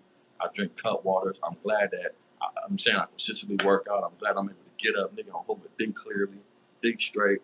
I'm hoping, you know what I'm saying, do the things I need to do for the ones I love. I'm hoping, like, I love that shit, bro. I'm said, like, I wouldn't take it. I don't take it for granted, and I don't take it. Just, you know what, just seeing the results of my son, bro. The development of him. Like, I set my son out and I really talked to him. I really fucked with him, right? And he's a baby, he can't talk back, but the development of him and the little certain shit he do, like, I love that shit, bro. Bro, it ain't nothing like that. Because when you're raising somebody else's child in the streets, you got a little homie, right? You out here basically babysitting. You got a little nigga under you, bro, with your name and all that other shit. You can't teach nobody else's child how to do this and do that. A lot of times niggas don't listen. You know what I'm saying? Niggas ain't trying to listen. So it's like when you see your own blood and you raising them right, bro, and you see how they development, and that's the best feeling in the world, bro. That's the best feeling in the world. I don't know who want to be taken away from that shit. Dead homies. Yeah, that nigga big now, bro. Hope that nigga big. That nigga, he was just out here. That nigga just left. My little nigga big now. That little nigga talking about Deuce. Deuce, I had to get him off the titty, nigga. Fuck that. You ain't doing no more titty, nigga. The fuck, freaky ass nigga. When you waking up with your dick hard and shit, you ain't sucking on no more titties. Let's hope that shit is over with, nigga. I had to tell that nigga that's out. Nigga, ain't no more titty, nigga. I start giving that nigga that Minute Maid peach juice. Nigga, you gonna drink Minute Maid peach juice. Ain't no more titty. Nah, none of that. None of that. You want deuce. He wake up 5 in the morning. Deuce. Yeah, get your juice, nigga. Cause you ain't getting no titty, nigga. They gonna fuck you up. Yeah, that's out. That's my little nigga though. You say you always wanna ask him, what you wanna ask him, little one?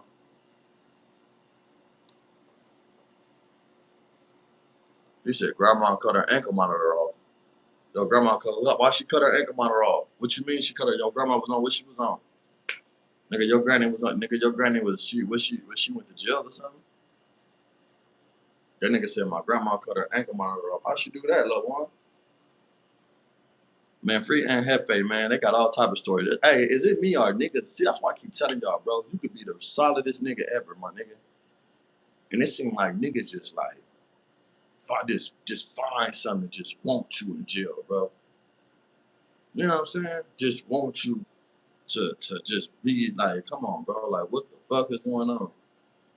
That nigga was a solid individual, bro. Hope stood on business from what I know. Only time I seen somebody really play with Ant was when Ant came to the internet. Niggas ain't playing with Ant like that, my nigga. You know what I'm saying? I ain't seen that. You know what I'm saying? But I seen like when he went to jail, everybody rooting for him to go to jail. Everybody rooting. Oh, he did this, he did that. Man, hope it's 1,000 scenarios can happen. One thing about this whole situation with Ant is sketchy because he can just be standing around, have to do nothing to that man. Nothing to him. Just based on him being there. Wrong place, wrong time, bro. And now you're accessory to something. Dead homies. And then they look at your past and your history. So it's like, you know what I'm saying? And don't forget about this. He out here shining. He out here on the internet. So don't think that them people ain't got it out for him already. Don't think that them people don't want to see him back in jail. Don't think they don't want to feel like we got him again. We got him. They hate seeing that nigga, bro. When motherfuckers see you on this internet, my nigga, and I discovered that and I realized that. I didn't know how powerful the internet was. I didn't understand how people actually wake up every morning and run to YouTube. They actually wake up and run to Instagram. Motherfuckers wake up out the bed and before they even do anything, they go grab their phone and go right on Instagram. They go right to Instagram. So just imagine a motherfucker don't like you and he waking up out of sleep or he waking up out of bed and before he go to sleep, the first thing he do is grab his phone and go to the internet. Come on, bro. Come on, man. Motherfucker would hate the fuck out you, especially them peoples, and you influential to their kids. He said, I always wanted to ask you something. He said, this 130 Bopper, he said, your reaction to the 607 thing was funny, bro. Why you not, I don't know, Jumper. What 607 thing? I don't remember what I reacted to for 607. To what 607? What 607 do now? 607, look, you hit that nigga the other day when Gumby was over here, man. Let me tell you about 607, man. 607, he alright. Like, he alright, you know what I'm saying? I appreciate what he did as far as allowing a nigga to come to his house and he will open his house, you know what I'm saying? Welcome, straight welcome to a nigga, you know what I'm saying? I respect 607. The other day when I called 607, he answered the phone. What's up, Bird? It was actually for Gumby, though. I called him for Gumbo. I'm sitting up here, Gumby wanted to talk to him. I ended up calling 607 for just like for Gumby for like, it's like 3 days ago. He answered, you know what I'm saying? So one thing I get that nigga 607, he give me enough respect to answer the phone if I ever hit him up, bro. You know what I'm saying? But what I like what 607 did was he allowed that fat ass nigga,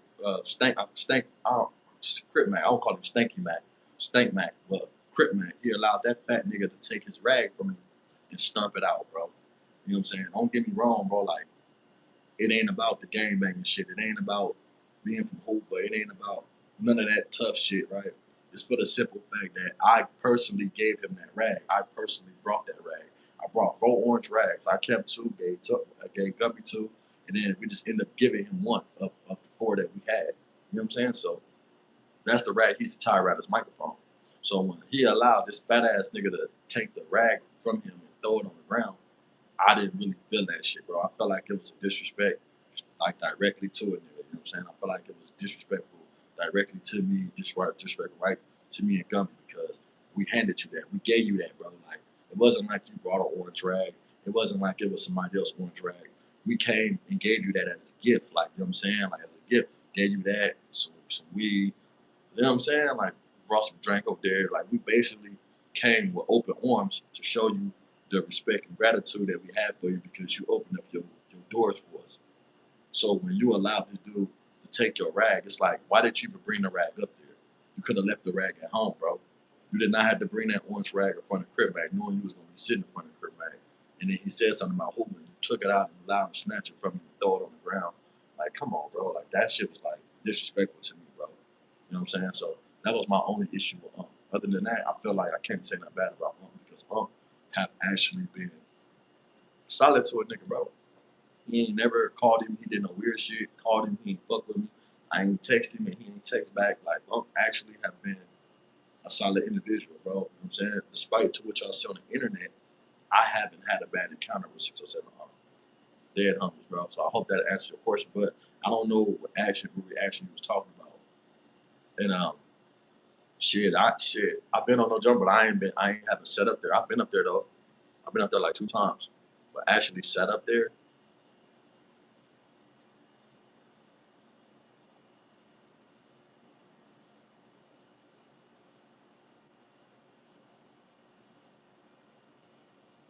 let's see, your reaction to the fact that who was still trying to click up was funny to me. But I seen you imagine possible. So I wonder what's all hoods can be on it. Man, I ain't gonna lie, bro. Like, listen, bro. Like all the clicking up shit. I don't know what they do out there in fucking St. Louis, but this is the best thing I can say. 607 I want him to bring a person from St. Louis that's from his generation that actually the gang bang with him and actually was on the streets with him when there was 607 Hooper. You know what I'm saying? You know what I'm saying? Or I'm expecting for him to bring some of them dudes from 60 up there and ask them about their upbringing how they was cool and shit, but he ain't did that shit yet, so I don't know what the fuck that's about. You know what I'm saying? I just call it nigga. That's just bro. You know what I'm saying? I don't even do all that shit. 607, that C-Mac, the J-Cap mark him out by taking his rag. He allowed that nigga to snatch his rag from him and throw that shit on the ground, bro. You know what I'm saying? And I just feel like that was a shot towards, Gumby was in jail. Gumby was out, I think it never would have happened. You know what I'm saying? But niggas do all type of shit for content, but that just lets you know, why would you even bring up, why would you go on no jumper and bring that rag with you, knowing that if y'all said something, he said something off the set, he disrespected the set, and then you allow him to snatch your rag from you and throw it on the ground. That just told me right there, like, come on, man, like, what the fuck going on? Like, dude, that was some purpose shit.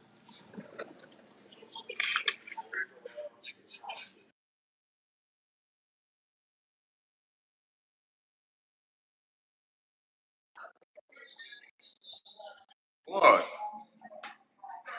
607 got G homies. He needs to be summoned for a DP for that. Yeah, bro, but you gotta understand, he don't live by them rules, bro. Like, I think that he been branched off from them rules, bro, and them type of, like, you know what I'm saying? Like, and shit, and ain't nothing wrong with that. Ain't nothing wrong with that. But I'm just saying, look, that's just for instance, right? If y'all gave me a gift, if one of y'all gifted me a gift, right, like a hat, man, I told somebody that don't like you that you gave me this hat, would it be right if I allowed them to snatch the hat off my head and throw it on the ground? Like, let me know that. Like what that said well, with you.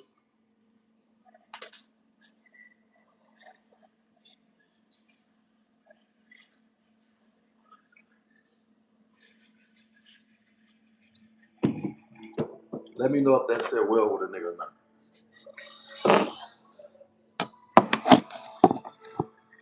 Like, what's the difference?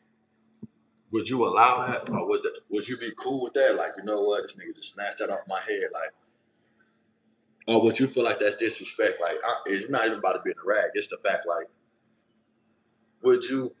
Somebody gave you a hat, and they don't like you, and you gave your partner a hat, and your partner talking to some nigga that don't like you, and they find out that the hat came from you. That nigga snatched the hat off and threw it. Would you gotta have a problem with that?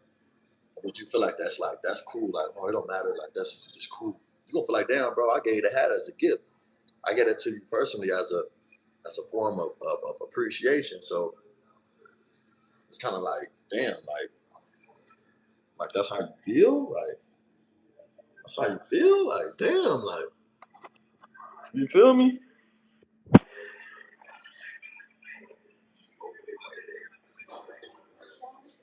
Nah, hey, look,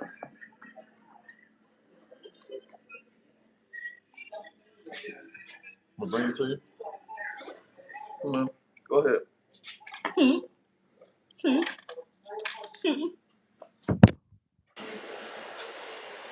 The homie say, what you say, 50? Let me see. Let me read what bro say. Bro say, I feel you, Groove, but if you gonna have a rag on you, you gotta protect it at all times.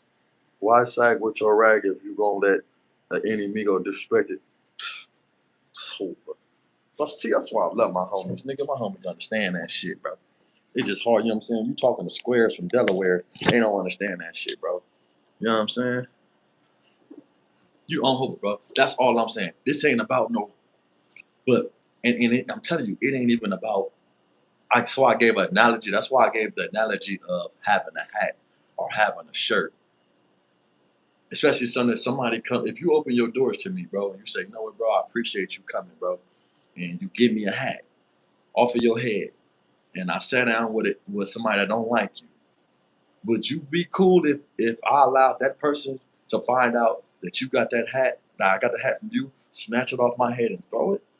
That's gonna be like, damn, like, you feel like that? Why didn't you just keep the shit in your pocket? Like, why didn't you just didn't wear the hat? Or why didn't you just to tell it? Why you just didn't keep from telling the nigga that it came from me? If you knew that this can possibly happen. That's the only thing I have with bro.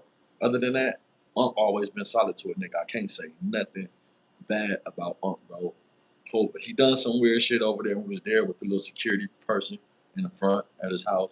But other than that, he ain't never came at a nigga crazy, foul. He ain't never played with no money with me, you know what I'm saying, or whatever. So I can't really say too much bad about Unc, bro. I ain't finna sit up here and make nothing up to try to get content. Oh, I'm gonna keep it solid, bro. I'm gonna keep it real. Dead homies, like I appreciate everything Unc done for a nigga, bro. I'm one of them niggas, and I have texting a few times, you know what I'm saying, to let him know that I appreciate everything he done for a nigga, bro. Oh, but like just even giving nigga the opportunity to pull up. Be like, I'm up here all the time, gang, pull up. You know what I'm saying? But I had the shit going on to where it was deeper than just pulling up, being in your face, riding your coattail and shit, bro. You know, you can't wear your welcome out, bro. Like, you know what I'm saying? I'm not one of them niggas that like to wear my welcome out. I like to be welcome everywhere I go. Like, I don't want to just be, you know what I'm saying? I don't want to just be on there with the bullshit. What I do, no jumper. I honestly, like, I would, if I'm up there on the news, I'm up there talking shit, you know what I'm saying? I wouldn't mind go up there talking shit. Would I be trying to be up there compete for a job and shit? Nah, bro, I ain't with trying to compete for a job and shit. You feel me? I ain't never really been into that, bro. Like I've been like, look, I'm gonna keep it G with y'all, right? I've been on this internet for a year. This is why I ain't blew up and went to the max and all the other shit, bro. Because I really have personal shit going on. I really get to the bag. I'm really doing shit in life. I'm really doing positive shit with myself, bro. I'm doing shit that I'm happy with. I'm not on the internet looking for the internet to revive me or my career or using this shit for a platform to have money and this like that. Hey, look, if it worked for me, it worked out. But this is not something that I'm just trying to take advantage of and be a full-time YouTuber. I'm not really trying to do that. Now I love the fact that this is what I'll say. I was on they mentioned me on No Jumper, right? They said somebody had a super chat and it was like basically saying like saying it'd be groovy you said Triggerbird come up there. You know what I'm saying? I should have Triggerbird on there. I think that'd be a great mixture. I love the fact that whoever said that, shout out to y'all, and I appreciate that. For you recognize that a nigga have the mentality, a nigga had a state of mind to sit up and hold a conversation. You know what I'm saying? To be diverse and shit with that shit. To be able to elaborate my state of mind and give my opinions and my debates and shit about shit going on. That lets you know that a nigga not just stuck in a box. Nigga not just trapped and talking about gang shit. Like, you know what I'm saying? Like, that's the part that I love, like the aspect of that, you know what I'm saying? On Hoover. They say, are you cool with Spody? You think you could? I ain't got no problem with Sporty Face. I ain't, you know what I'm saying? When I heard of that name Turtle, it's always been solid. I don't have a problem with Sporty Face. I don't have a problem with nobody that ain't done nothing to me, bro. And if you have done something to me, the best thing that I can do is say, God bless you, sit back and let God create his karma with you. And then hopefully you die before me. So I can, nigga, I don't wish death on nobody.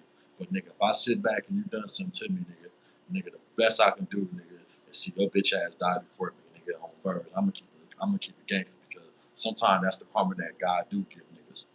I'm gonna hope it. God ain't about to let you be walking around this world all the fuck, nigga. That's called karma. That's called what you put out is what you get back. So sometimes nigga put sickness on you. Nigga, sometimes God might nigga take your life or whatever, bro. But whatever nigga do to me, I want to be here to sit there and watch your karma. I ain't gonna lie, I want to sit there and watch that shit. I want to be living long enough to watch your fucking karma, like you bitch ass nigga. Fuck you. I ain't praying on your downfall, but I know it's coming because you fucked over a good nigga. Dead homie. Yeah, I ain't going into politics. I wouldn't go politic with no nigga, bro. Like a nigga not going to go politic with no nigga, bro. That ain't it. You know what I'm saying? Like that ain't it at all. But if you're doing content, bro, you gotta understand it's gonna be somebody from everywhere. I'm from Hoover, bro. So we don't get along with shit. So any nigga up there that ain't from Hoover is an enemy anyway. Let's just be real. Let's just be real, bro. We say CKBK. So if I'm up there with a blood, damn near an enemy. I'm up there with a crip, he damn near an enemy. You know what I'm saying? I would never get on there in politics. I wouldn't even get on there and talk about no gang shit. If I was on No Jumper, bro, I'm gonna be that nigga that shut the fuck up every time they bring up some street shit. You know what I'm saying? I'm either gonna give you a perception of outlook on some woulda couldas before I sit up here and talk about some actual game shit. See what I'm saying?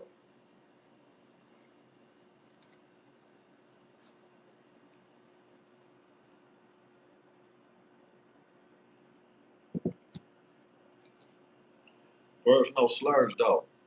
On who bird? Bird no slurs though. I gotta stop these. I just started these. I gotta stop these. But hey, if y'all still smoking weed, bro, just quit smoking weed. It's the best thing you can ever do, bro. A lot of that shit have estrogen in it. It's making niggas emotional. It makes you think. It brings too much of these negative thoughts up in your head when you're smoking marijuana, bro. Stop smoking the weed, bro. We don't need that shit, bro. One, we do not need the weed, bro. I feel like that's where they target us at. They target us. They target us with that weed, that marijuana, this drink, to cloud our judgments out here as black men, bro. We get caught up and faded, and we in our thoughts and shit, thinking about talking about the wrong shit. When it's a lot of shit that we could be out here really doing. It's a lot of, bro. It's a lot of positive, bro, and a lot of building we could be doing to upset the algorithm. Dead homies as people. I'm telling you, bro. They don't like to see a nigga do good.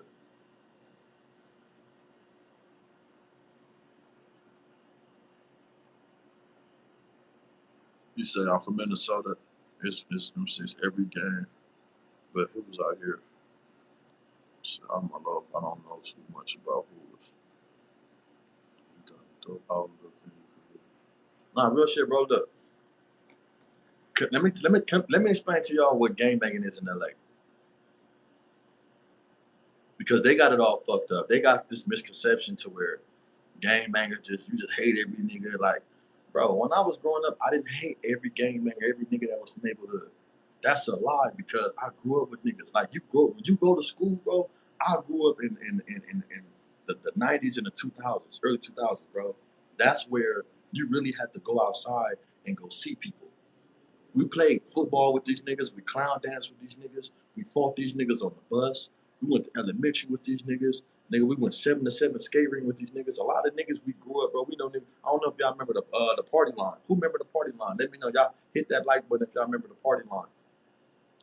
The party lines to be everybody from LA on one phone call, nigga. Getting into it, talking shit. We used to be on the party line, bro. Running into niggas. You know what I'm saying? So the difference is between LA, bro. I'm from this hood, right? I can't help that my granny decided to buy a house in the Hoovers. I'm not a nigga from the valley. I didn't come from the valley. I didn't. I didn't come from. I didn't come from New York, Texas. I didn't come from none of that shit. My granny been living in my hood since 1962. 1962. I'm born 1990. So that's all I know. I grew up playing with my homies. I grew up. My dad know my big homies. He grew up with them. Like it's a difference, bro. And then you got niggas from Main Street. And mind you, we was like this is the Main Street. I was there when we first start beef with Main Street. I'm the one who actually told the nigga to get the keys back, and then it just went bad from there. So two streets can make you a nigga enemy, but really a lot of this time is just niggas that we grew up with, bro. So I don't hate this nigga because his mama decided to move up Figueroa, and my granny decided to move down Figueroa, or his mama decided to move on the other side of Broadway and Main Street, or his mama decided to move in the 8-7 Gangster, 9-7 Gangster, which is right a street away. It's Hoover Street, and then it's Broadway, and they right on Broadway. Like, come on, bro, like that's the only thing that makes us enemies. But then you got niggas that you grew up in juvenile hall with, fighting, tripping on, busting on, all type of shit, jumping, and then you go to jail, bro. And when you go to jail, you meet these same niggas, and then you be like, damn, it's crazy because it's homies that I just met last year, and I've been knowing this nigga all my life. And it's a straight enemigo. And it's a nigga that when you get into it on the yard, he gonna make sure you cool. If you need someone in the yard, he coming to you. I'm talking about prison though. He coming up to because he like, I know this nigga. He calling you by your real name when he see you. I know this nigga, bro. So the niggas be giving the wrong false narrative. That boy for up big with the boss with the gray patch, he be talking all that shit about hoopers and different lanes, but he never sit there and say that the hoopers and the lanes, some hoopers in certain different lanes was out there passing together. They was passing on licks together, nigga, on the streets. Dead homies. I swear to God, I can't make this shit up. It wasn't my homies from the 90s, but it was happening. Dead homies. I swear to God, my mama rest in peace, it was happening. Homies was out there getting money with them niggas, bro. But niggas don't talk about that. Niggas want to act like it's just, oh, we just too big. How? How? Because a lot of you niggas that you talk about as age blank was the same niggas that was going on shit with my homies and getting money with them. Niggas back in 2007, 2005, 2000. Come on, bro. Like, it don't make sense. And it's been like this for a long time. It's just that if you know, you know. If you don't know, you don't know. But I know niggas, bro. This ain't no internet shit. It's not no popping it. It's not cap. I know homie that specifically, nigga, that was getting money with the lane niggas. And I'm not lying. That's on the dead homies on my son. I was looking at him crazy. Like, I couldn't trust him. I can't trust this nigga. But it's true.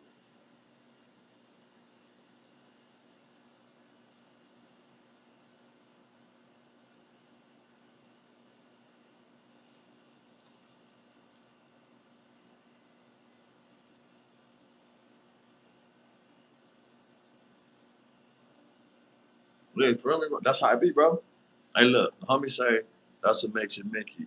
Did time with Migos, but on the blacktop, he had to talk at each other on the blacktop because we went to. Listen, bro, I'm telling you, bro, that's how I go, bro. They're homies. Like, hey, you know how many enemies, nigga? Like I say, my nigga Tiny Craig from Main Street, bro. This was one of my boys, bro. It was one of my guys, and this is the one who got the first murder on my homies.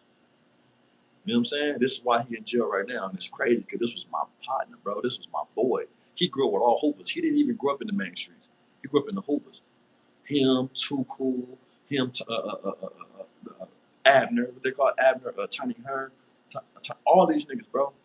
They grew up in the hoopers, bro. A lot of main streets grew up in the hoopers. This is a fact. What's up, Hoop? What's up, big homie? My nigga Keith Claus in this motherfucker, man. My nigga Stretch, what's up, big homie? And the homie, my homie on here can tell you I ain't lying. A lot of my homies grew up with the main streets, bro. Yeah, they enemies now, nigga. I was there when that whole shit started off. But I'm trying to tell y'all, when you go to jail with them niggas and you realize, like, damn, I'd have been on the yard with homies that I just met. It's like older homies I never met before, heard their name. It's a couple of young niggas I know from the street, but they wasn't pushing like that. They wasn't in that circle. You know what I'm saying? And a lot of them wouldn't grow up in the city. They came from the valley or some shit like that. But then you get a nigga from Main Street who stayed on Figueroa, 93rd and Figueroa with us, went to school with us, elementary with us, Bret Hart with us. This nigga played in the street with us, played football with us. He just turned the other side. Niggas be really knowing each other. So in LA, I hate when niggas be making it seem like, oh, that nigga just from over there. But bro, everybody got somebody from the other side that they know since their whole life they grew up with. Because in LA, the only thing makes you an enemy towards a nigga is 3-4 streets. Just because your mama brought a house over here and my grandparents brought a house over here, that's what makes us enemies.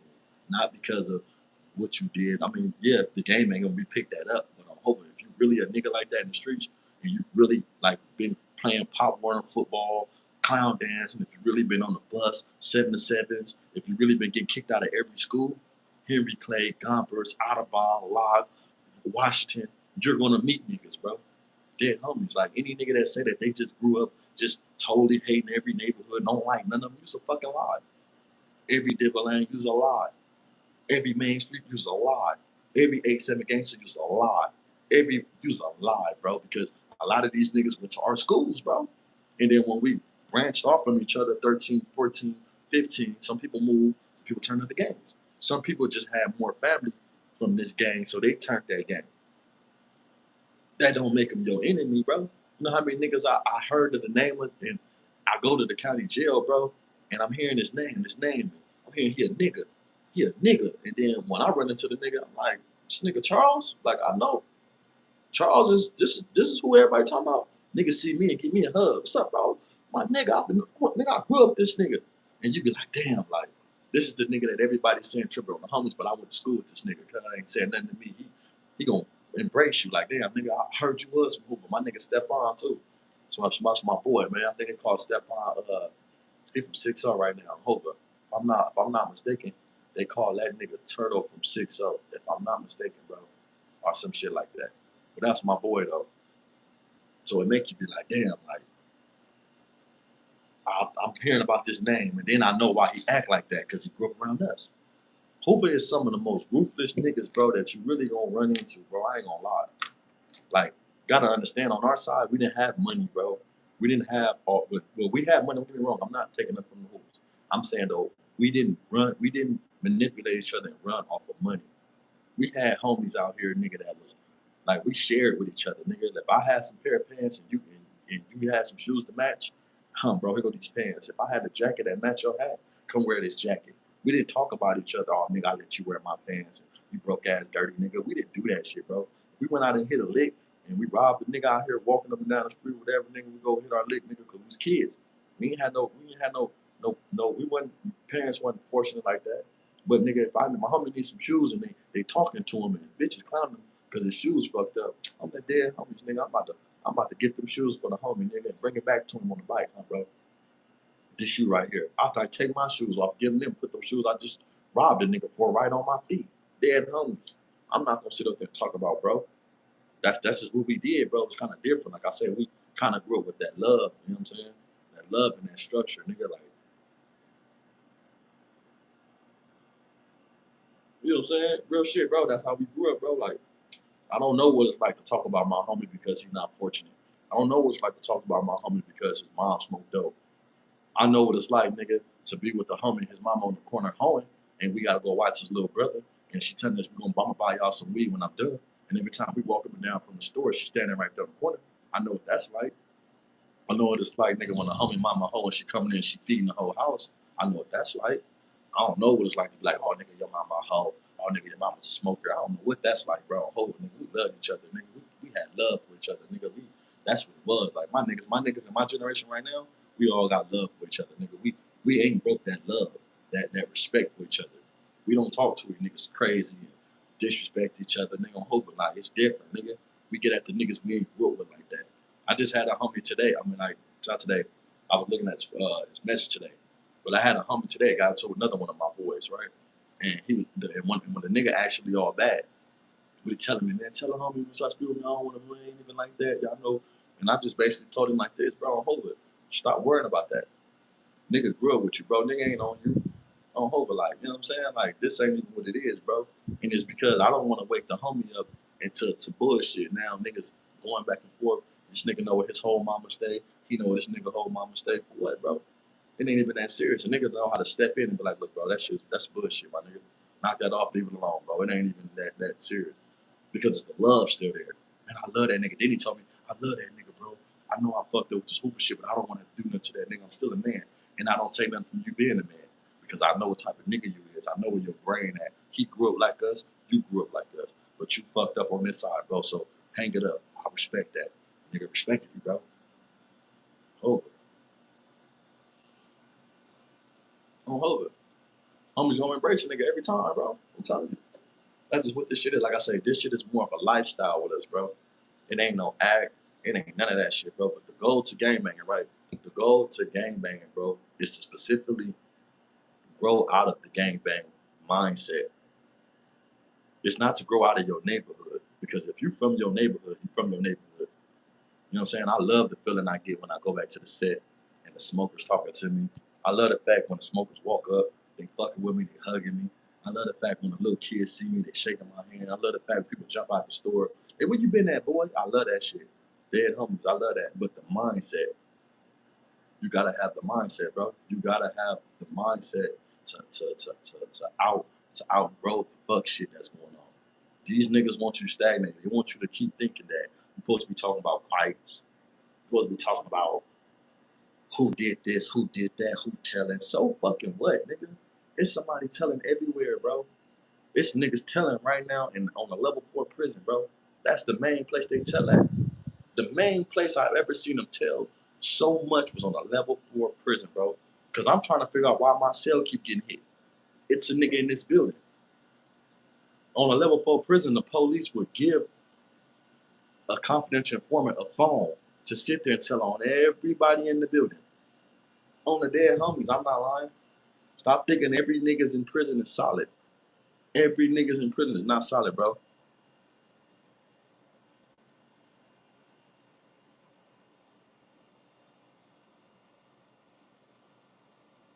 All right, that's Gobi, bro. Hope I appreciate you, Xavier, on the set. Like, I appreciate that on the set.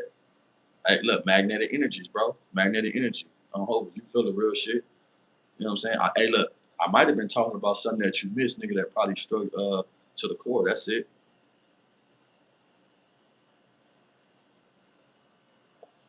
You feel me? Real shit. Just talking about growing up out the mindset that the street mentality mindset, bro, on over, like, you know what I'm saying? Just elevate. That's it. Speaking about how I stopped smoking marijuana and shit. Uh, Focus on other shit. You know what I'm saying? One of the reasons why I don't be on YouTube like that, I'm not using YouTube as a platform to pay my bills. I'm not using YouTube as a platform to be seen. I'm not using none of that shit, bro. I like, honestly, look, this is what I feel about my page. My page is a guide for my son, bro. When he get older and a nigga try to tell him something different about me, I want my son to be able to go to my page and run these videos back and know exactly who his father was, nigga. My dad raised me, nigga. My dad been around my life, nigga, and I know exactly who the nigga I'm dealing with. You know what I'm saying? That's what I like. I like that. This is a guy strictly for my son, bro. This ain't for no views. This ain't to try to clout chase. This ain't to be getting into it with no nigga. This ain't to be trying to gain recognition, trying to be the top podcaster to tell on everybody. None of that shit, bro. This is strictly guy to when my son jump on here and look his dad up, be able to see the type of nigga that his dad is, bro. Hopefully this is a guy. This is that. This is how I approach it. Giving up game to my son too. Hope I want him to sit back like, damn, nigga. My dad was saying some real shit on there. That's what motivates me with this shit. Yeah, low one have to stop that shit, bro. Yeah, I'm over. Yeah, I stopped smoking. Hey, nigga, that was the best thing I ever did, bro. Best decision I ever did was stop smoking marijuana, bro. That shit cleared my mind. It cleared my senses on hope, but like it didn't overcloud my judgment when it comes to things. It didn't make me second guess. You know how with that marijuana, bro, it's like you could be going through something and then I need to smoke. Then you go smoke. And when you go smoke, you think that everything cool or you coping. You know what I'm saying? Like I say, I'm glad I did, bro, because sometimes my mind be racing on shit. You know what I'm saying? Like I done went through a depression mode growing up. You know what I'm saying? My mom passed away. I done went through I never did no suicidal shit. I never tried to commit suicide. I don't play with suicide, right? But I felt like I just needed my head to be straight, bro. I didn't need to be clouding my judgment with nothing I felt like enhancing my senses of something that I should be doing. You know what I'm saying? Like nigga get mad at something I need to smoke and I'm still mad. I'm thinking 100 ways to get back. And like, fuck all that, bro. I'm to the simple fact now to where it's just like, man, fuck all that. Like, yeah, homies. You know what I'm saying? Like, that was the best thing I did. A clear mind, bro. The best thing you can have in the world is a clear mind. That's the best thing ever, bro, going. Is to have a conscious, clear mind, bro, on the dead homies. And everything you do is intentional. Having intent. Purpose and intent, bro. That's more important than anything in life. Having a purpose and having intent to everything you do. Not just doing shit because, what do you call it? You're doing shit out of impulsiveness. Not being impulsive. Not being, I'm mean, go do this. Nah, bro, that impulsive behavior don't get you nowhere in this shit. Dead homies, nigga. That impulsive behavior shit is out. That's just out. Bro, I never seen you lose your composure or talk crazy shit you been on this bitch. Nah, bro.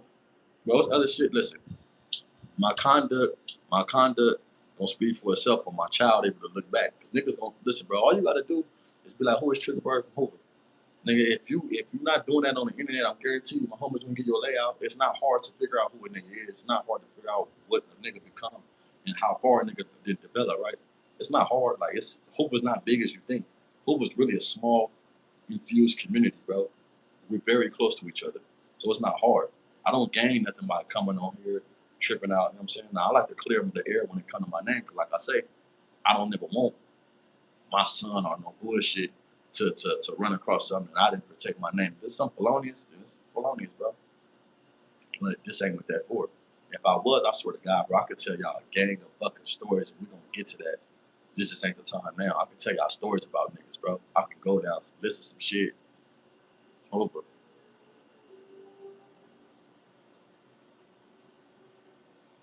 Man, y'all go on no jumper there. Y'all tell no jumper. Tell your jumper. Y'all tell no jumper why they ain't going on me. It's like the couple of times I done heard niggas say no jumper, no jumper, no jumper. I really ain't feel like I need to chase no jumper, bro. I don't need no jumper for a job, bro. I'm not looking for no jumper for no employment. So I ain't had no reason to just make that my final destination goal. Listen, I swear to God, bro, I could have been on the black box. Ask Spider Low. Shout out to Spider Low, bro.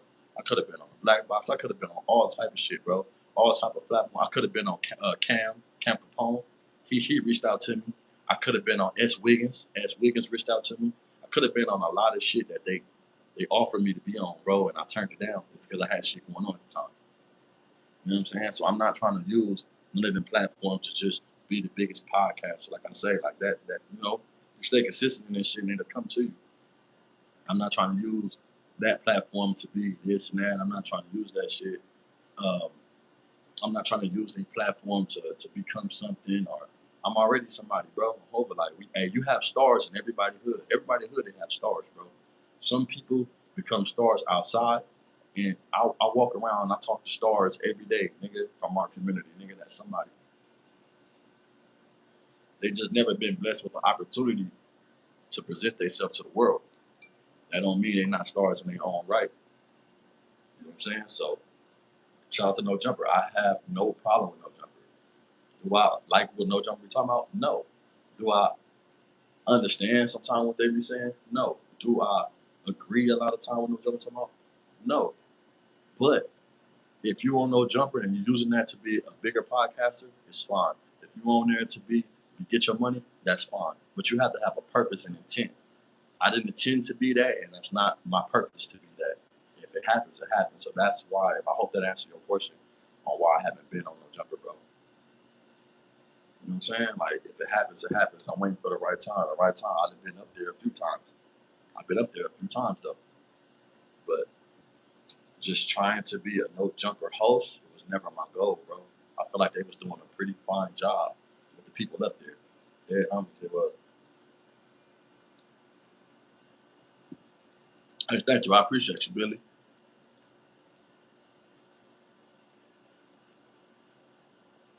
You should. I don't. I don't know what kind of.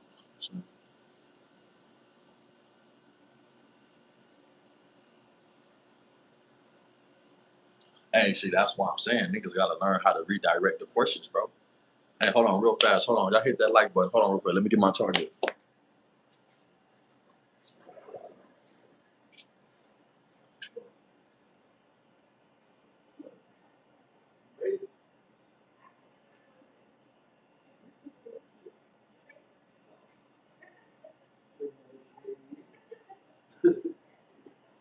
Huh.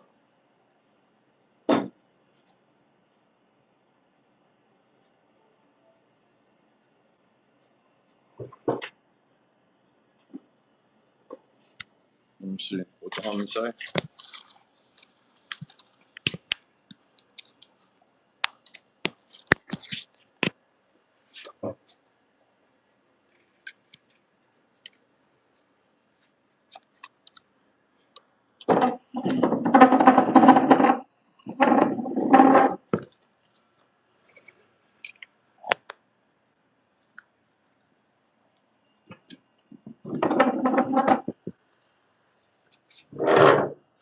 I gotta move this table real fast.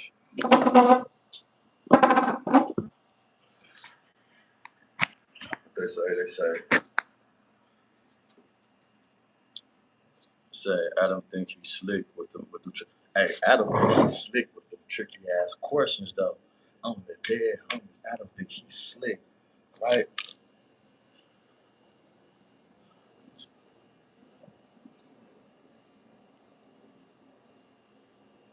He said he think he Adam thinks he's slick with the hey. Yeah, we just say hey keep it G with you. He said y'all ever get into it with the 6'8" Playboys? Uh I'm not familiar with that generation. I know some homies that reside that was from over there, but I wasn't around when that generation was going on and having a beef. So I can't speak on something I wasn't around with the 6'8" Playboys.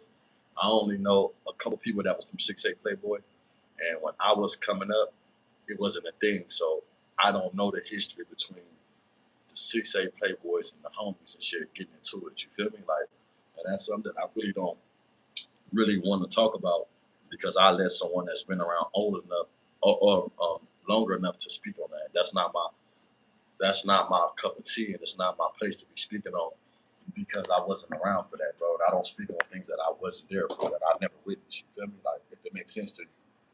Like, when I was growing up, yeah, I know we beef with 9-5 Playboys, but at 9 Trey, but I've never really ran into none. So later on, I started running into them. And then the ones that I did run into was actually niggas who grew up with my homies, and then they older, they did time, and I love them niggas, bro. There's a couple niggas from 9-5 and 9 Trey that a nigga actually fuck with. You know what I'm saying? I'm gonna keep it real. I'm gonna keep it real. Like, I got love for Playboys, bro. That's just me. I never grew up beefing with Playboys. I just know that the setting would get along with them. But in my generation, wasn't no Playboys to beef with. And Lil Jumbo was the only nigga from Playboy that we ran into. And that nigga had love and respect in the set. Nobody would do nothing to Jumbo. My big homie Lil Bird told me, don't nothing happen to Jumbo. And it was like that. Every time I ran into niggas, I was like, you know what I'm saying? I'm like, nah, nigga, I hope that's the homie, nigga, because I was told, nigga, don't let it happen to Jumbo. Lil Jumbo from Playboy. So it just was that, bro. Hopefully. So that's my experience with Playboy. I went to jail, ran into them, loved them, bro. They know all my homies. You know what I'm saying? They gave us that love and respect. Because a lot of them was in jail during the beef. And then they got out of jail, still fucking with certain homies because, they wouldn't, a lot of them wouldn't know when it was beefing or they was, but it wasn't like that. And shit, it just be respect, bro. So I hope that answered your question. So I don't really know about the 6 8s. I can't say too much. Like I said, I don't speak on shit that I wasn't there for, bro. That's out of my jurisdiction. It's out of my principle to be speaking about something I don't know nothing about. One thing I could say about the Hoover's podcast is that I'm really not messy. You, China man, under the rule, would never sit around talk about celebrities. I can't see it.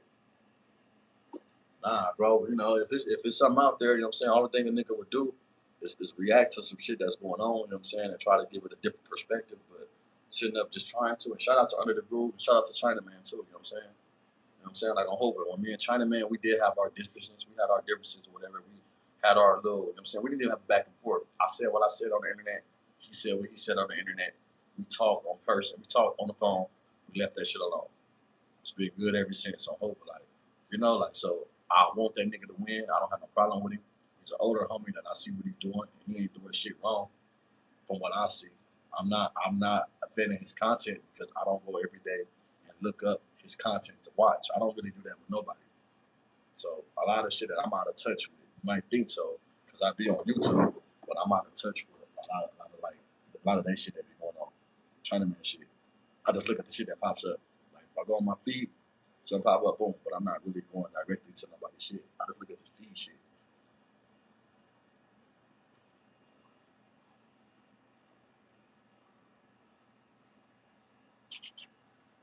Man, hit the like buttons. Hit the like buttons, dog.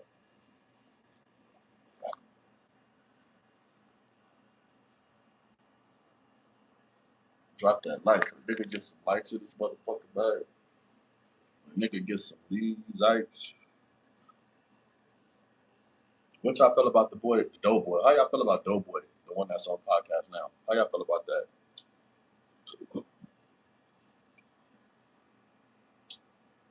What y'all feel about the Doughboy situation? The nigga on No Jumper.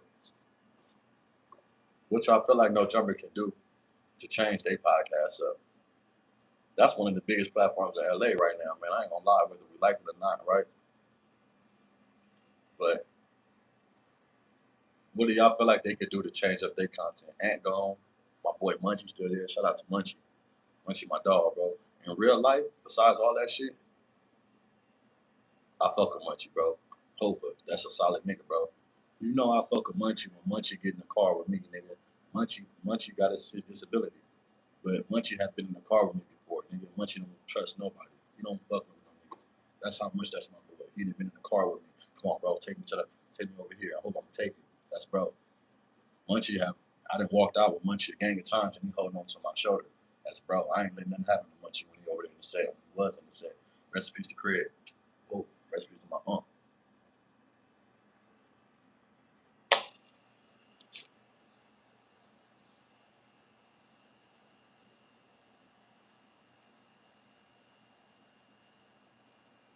I ain't gonna lie, bro. Look, all I do is run, bro. I was on a treadmill today. I was running and shit.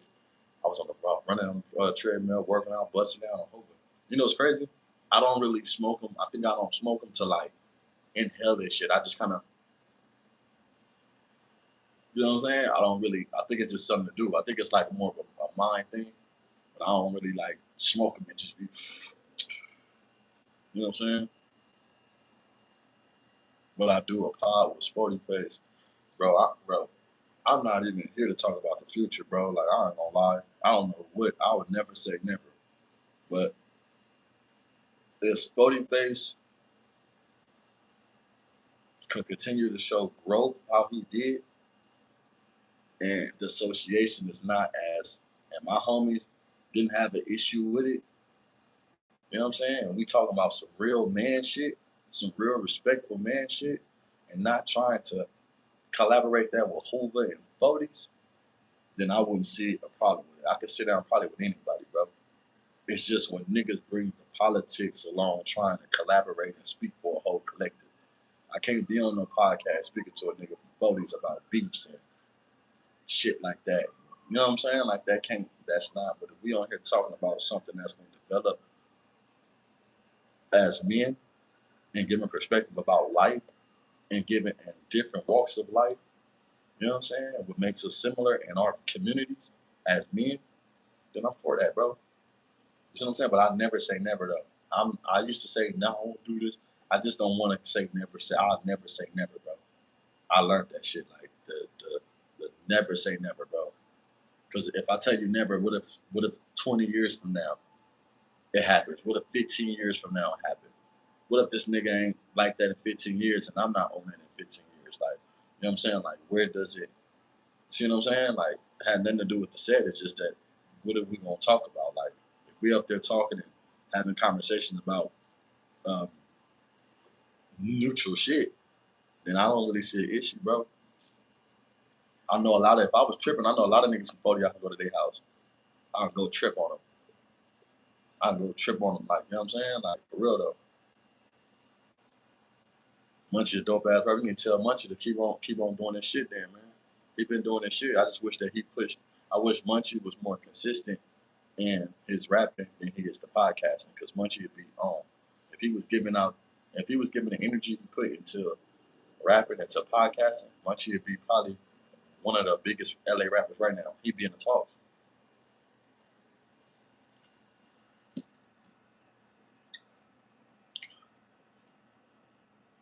I'm just tell straight, but I don't know. You like, I don't know, shit.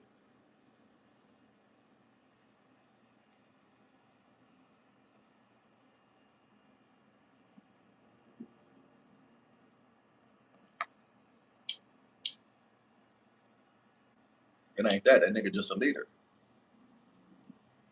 Nigga's a leader, nigga. If you a leader, now I sit down with any leader. They're homies. But I ain't trying to, nigga. I ain't trying to ruffle no feathers, bro, with the communities. That's fucked up, you know what I'm saying? What it's gonna be already, like. But I'm not closed minded to nothing either.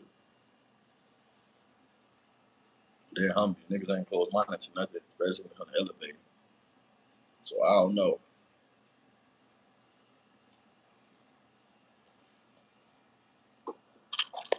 Hit Adam and tell Adam get his fingers out his ass, nigga. Tell that nigga throw a nigga on there, man. I wanna go on I'm going on the news. I'm gonna talk shit on the news, man. And what y'all feel about the whole situation with, because I seen Whack 100 trying to press a line and saying 40 Face shouldn't be doing a GoFundMe for it, Aunt Hefe, right? He made that statement. What do y'all feel about that? Let me know in the comments, man. What do y'all feel like? Do y'all feel like Sporty Face is out of line for going out his way and making a GoFundMe? Y'all tell me what y'all feel, and I'm gonna tell you how I feel. Like, how do y'all feel about Sporty Face making a GoFundMe for the young Aunt Hefe to help him out in the situation and where he's from? What do y'all feel about that?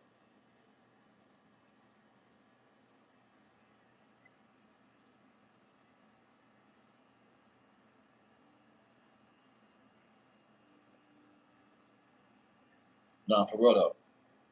Oh, no, I ain't saying nothing like that. I'm just saying though, I never know the outcome in the future. You know what I'm saying? But right now, it's a no. You know what I'm saying? Right now, but um, I don't know what the future holds, man. Like I say, I don't know what the future holds, man. Shit, I don't know. I'll never say never. Whack 100 police. I don't understand why he keep coming on. Man, listen, bro. You know what blew my mind? It blew my mind when I seen Whack 100 say Jay Hood will fuck somebody up on no who talk about him on no jumper. But at the same time, Jay Hood, Daddy Stutterbox from Main Street got on there and said that he he gave up the address to his location, and that was a conspiracy to murder, and all and he shot his car up. You know what I'm saying? Like that's the part that I don't understand with it. Like, how you gonna sit up there and say a nigga that don't like your son will sock somebody over you? I don't know if it was some money paid up. One thing about Whack 100, he got good. If he get into it with you, he gonna pay you. Ask Third. See, Third is boy. Third no. Third ain't never said nothing bad about it. I'm just saying, me knowing certain shit, I know that when Whack get into it with you, he gonna hit you with some bread.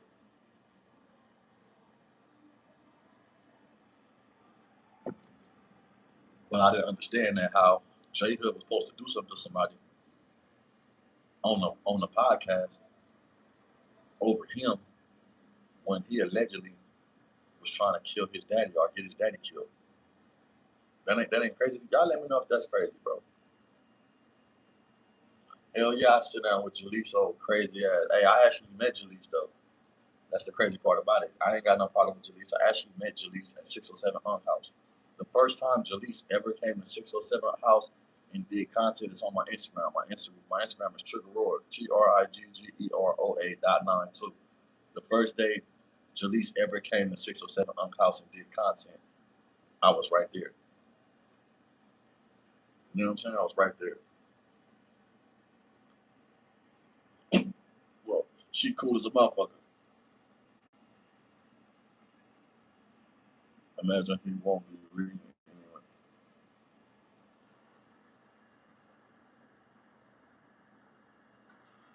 I don't know what you mean by that. Imagine he wouldn't be reading anything. See, too many comments. I don't know what you mean by that. But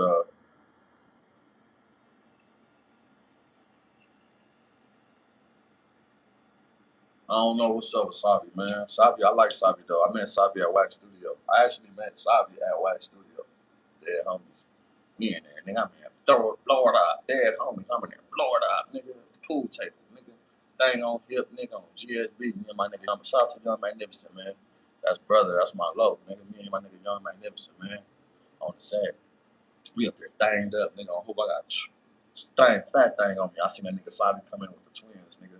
Coming with some little twin bitches. Coming at motherfucker, sub three, sub third, sub third.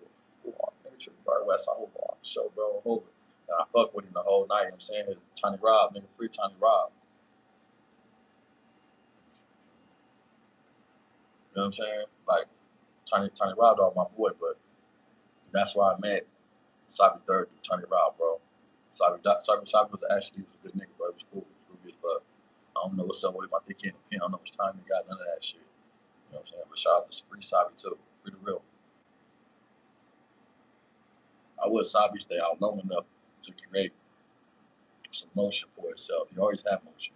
But I hope that he stay out long enough to create a bigger platform and success for himself, a bigger future. Because he deserves it. That boy worked hard, bro. Hopefully, I hit that like button, smash that like button, smash that motherfucker. If you just come to this motherfucker, hit him. Yeah, I'm talking about third from two P's.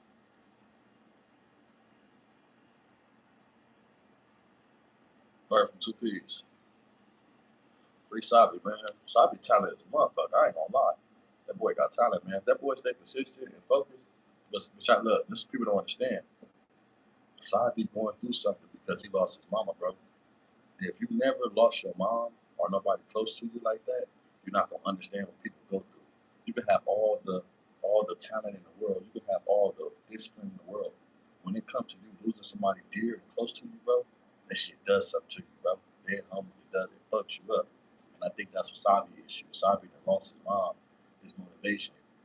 Not his motivation to rap, it was motivation to live and keep going. He got a son, so he got a purpose. But when you lose your mom, when you don't have time to cope, and you don't have time to really reset, and the world is looking at you, come on, bro. We all looking at this dude to be your Savi, but Savi still his real name to his family and his people, the people that love him. I'm sad. So sometimes for people, we got to be there for people. Like how we want people to be there for themselves. Sometimes you got to be there for your people too, and let your people know, man, it's all right, bro. Especially if you black. It's all right, nigga. Keep your head up. Keep pushing, nigga. You a nigga. Dead homies, you a nigga. Keep going, nigga. Sad. I don't give a fuck about none of that. Keep going, nigga. Sad. Savi just need more. He need more people around him. He don't need no yes man. Savi third need more people around him that actually care instead of yes man, bro. He get more people like that, it's good. Man, shout out to Miami. Shout out to Miami. How you doing? I was just in Miami too in March. That shit was fun as hell. On South Beach having fun like a motherfucker, man. I want to drop the video on my YouTube. I had so much fun clowning and bullshitting around. I'm gonna drop that shit. Matter of fact, I'm gonna drop that shit tomorrow or like 2 days. I'm gonna edit that whole video, my whole little shit. Let motherfucker show. That's why I say too, man. I'm tired of the hood vlogs. Niggas just in the hood. I want to do a poppin' ass fucking what's up, smooth groove. I want to do a poppin' ass vlog, nigga, where all the homies get together, nigga, and we go on a motherfucking boat, nigga. We go on a motherfucking cruise, or we go to Miami or some shit, nigga, just some player shit. Yeah, one of them podcasts. Nigga, that's the type of vlog I want to do. Nigga, just imagine you see the vlog, nigga, the who was in Miami. Nigga, that shit go up, nigga. Yeah, homies will go up. I'm bringing my camera watch. I see my nigga Smooth Groove pulled up on my nigga, put up on Slim. Put him on ODM Slim. That was a good thing on Bird. I told that nigga that was like, that's real growth. Especially for Slim being an active 5-5 member. That was real growth.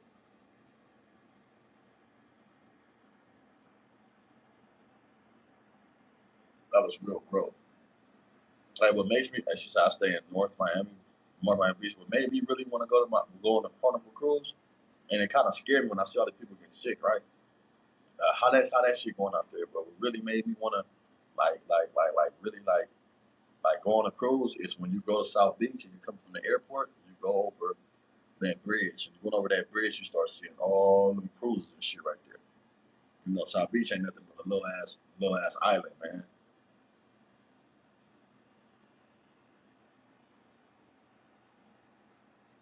And shout out to my nigga Smooth. He said, I just want to buy mom's a house from the struggle. For real though, bro. Hey, that's all it's about, bro. I was just saying, just try to do some content. So I do some content. And that's why I say real niggas, bro. Real niggas. When a nigga able to push the bullshit aside and put you in that realm to where he know he can do anything to you, but he decide to do good and protect you, bro, that's a solid nigga. Not a nigga who trip on you. Not a nigga that's on no weird shit, trying to set you up, the content, have people trip on you for debates, clickbaits. Yeah, homies. Shout out to Slim, man. And Associate Slim, he alright with me. That nigga be talking the bullshit. He be on bullshit with me though. He be fun and games though, because he don't never disrespect. He just say some little crazy shit, you know what I'm saying? Like, that's why I fuck with him. He still look like Roger. Slow DM Slim look like Roger the alien off of American Dad. No, great alien that be like this and shit. That's who Slim look like. Roger the alien off American Dad. She ain't never been on a cruise out of Miami. You gotta get out of Miami then. Shit. Go travel the world. Go see something. But you know what? Ain't nothing wrong with it. I don't know how old you is. I'm saying keep living. You're gonna see a lot. You're gonna see a lot. I ain't gonna lie, right? This is what I realized about going out of California. This is what leaving California taught me. I was in Hawaii last year. I was in Miami this year, right? I'd have been to other little states and shit too between that, but come on, like vacation shit. What going out of state and going to different states taught me the most, bro, was we think everybody is scandalous and everybody is fucked up people until you go out and you meet other people out of your area. You realize damn, people ain't that much fucked up, man. People ain't that much fucked up. People not that much bad on the dead homies. Like, once you go out of that shit and you start seeing damn, people treat you kind of different. Like, don't hope they don't go off the looking at you crazy and other black brothers ain't looking at you. Every time I seen a black, they did this to me. Like, what's up, black? What's up, bro? Dead homies. I always seen respect from people outside of LA or out of California. Even when I was in Anaheim a lot, I used to always get respect, bro. It's only when I go to the poverty areas where I'm looked at crazy or get banged on or it feel like it's a threat and I gotta watch my back. When I'm outside other states, bro, I don't get that. I don't get that type of energy. I don't get that type of. You would think so, but I don't. You feel me? Yeah, nigga, gotta fuck with Minnesota too. I feel like with Minnesota, I feel like it's just cold as fuck out there. I ain't gonna lie, I just feel like Minnesota is cold. What part of Minnesota? I just feel like Minnesota is just a cold ass place. When I hear Minnesota, all I just hear is like I just feel like I don't know why I just feel cold. Vikings, like racism. I guess because nigga, when I look at the Vikings, they fucking logo is a white man. Ah, damn, this nigga, they logo is a white man. So I don't know why when I hear Vikings, nigga, out here it's just Minnesota, I just think of white people in cold weather. No disrespect to them though. Cause see, can't see too much. I'm going blind. So yeah, I could be kind of hard to see around the world. Yeah, but you know, man, God bless you. I hope God put a hand on you and one day you shake up out of that. For real though. Cause I know somebody that was going blind, man. I think they changed their dietary. They just changed their lifestyle living, bro. And you'd be surprised in the miracles that God would do for a motherfucker. You could be going blind, but you're not blind. So as you hear, just try to see much as you can. You know what I'm saying? Try to have that good photo memory like of shit. You know what I'm saying? Like, don't miss out on nothing while you still can see. Dead homies. Don't try to miss out on nothing. Like, and I ain't gonna lie, part of living is being loving and compassion. So while you are going through your trials and tribulations, try to be loving and compassionate for people that you really, really like. You know what I'm saying? Try to be the bigger person because this shit can happen to anybody. This is why I don't believe in just fucking over people because I could be diagnosed with cancer tomorrow. Anything can happen to me, bro, in the next week. You know what I'm saying? God forbid I can lose my life. But when you good to people, bro, give up that good energy, it's different. Good energy lasts long, bro. Swear to God, that shit take you a long way. Being positive, good energy, you know what I'm saying? On birds, like. So when you cross paths with people, my goal is to make everybody smile. If I can make everybody smile crossing their paths, no matter what walk of life you're from, I'm good. Dead homies, like, that's real shit.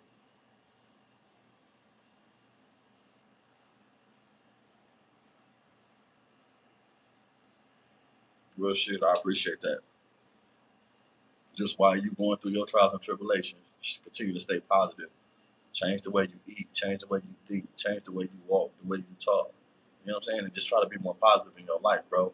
Understand that you don't know who loves you until you're in a place where you can't help yourself or you're in a condition you can't help yourself. Not everybody gonna help you get around. Everybody gonna help you walk around. You know how much Munchie B gotta be loved to have I told him this before. You know how much you gotta be loved and cared about to have people make sure you straight and you like one of the top niggas out here? One of the top niggas out here, you one of the niggas that people don't like or some people jealous of or envious or some people just can take advantage of you or they try to. You gotta be really loved, bro. You gotta be touched by a certain type of angel. You got to be, bro. Hopefully, you got to be touched by a certain type of angel to have people fuck with you when you have a condition or you have something wrong with you where you can't at times protect yourself. That's why them good energies, bro, on hope like that shit is crazy. It's hot out here now. We got bars, okay, struggle.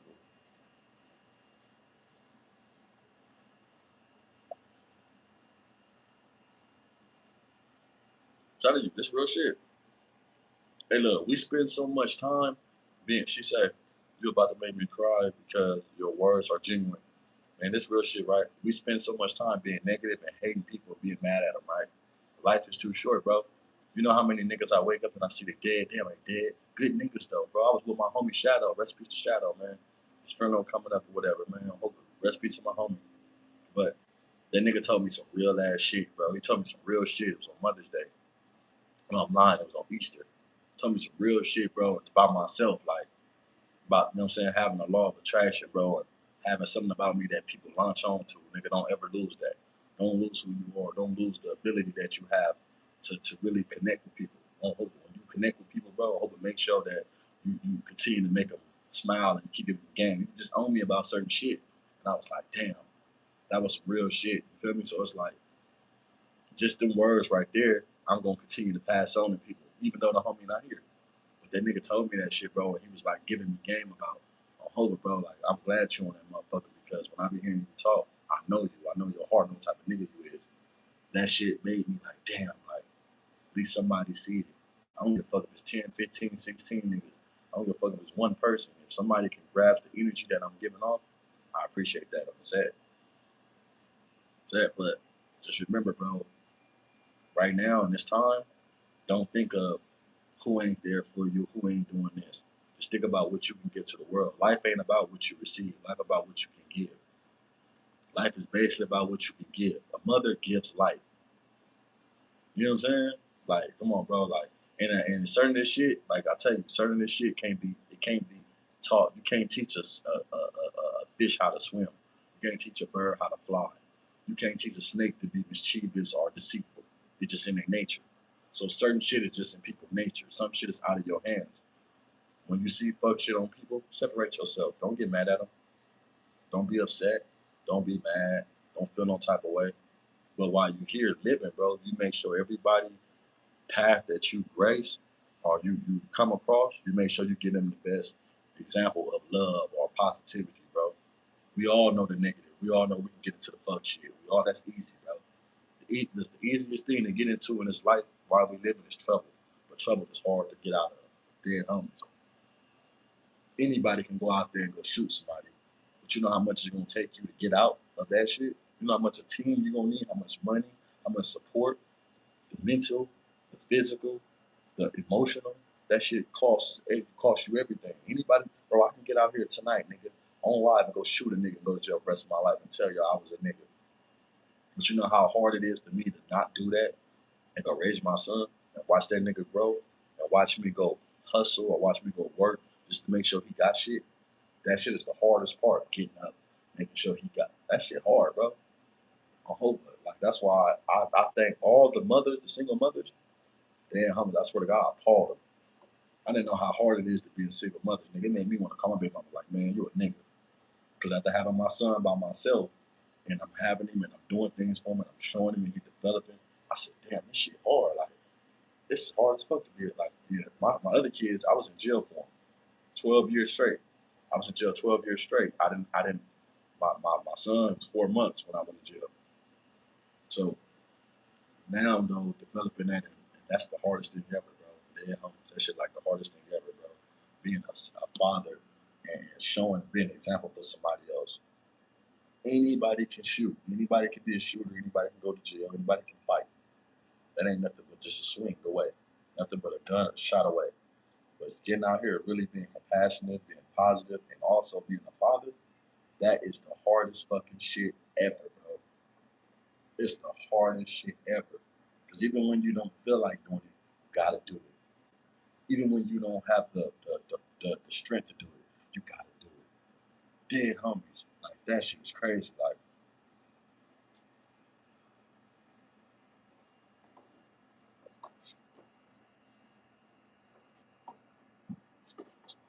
they probably don't.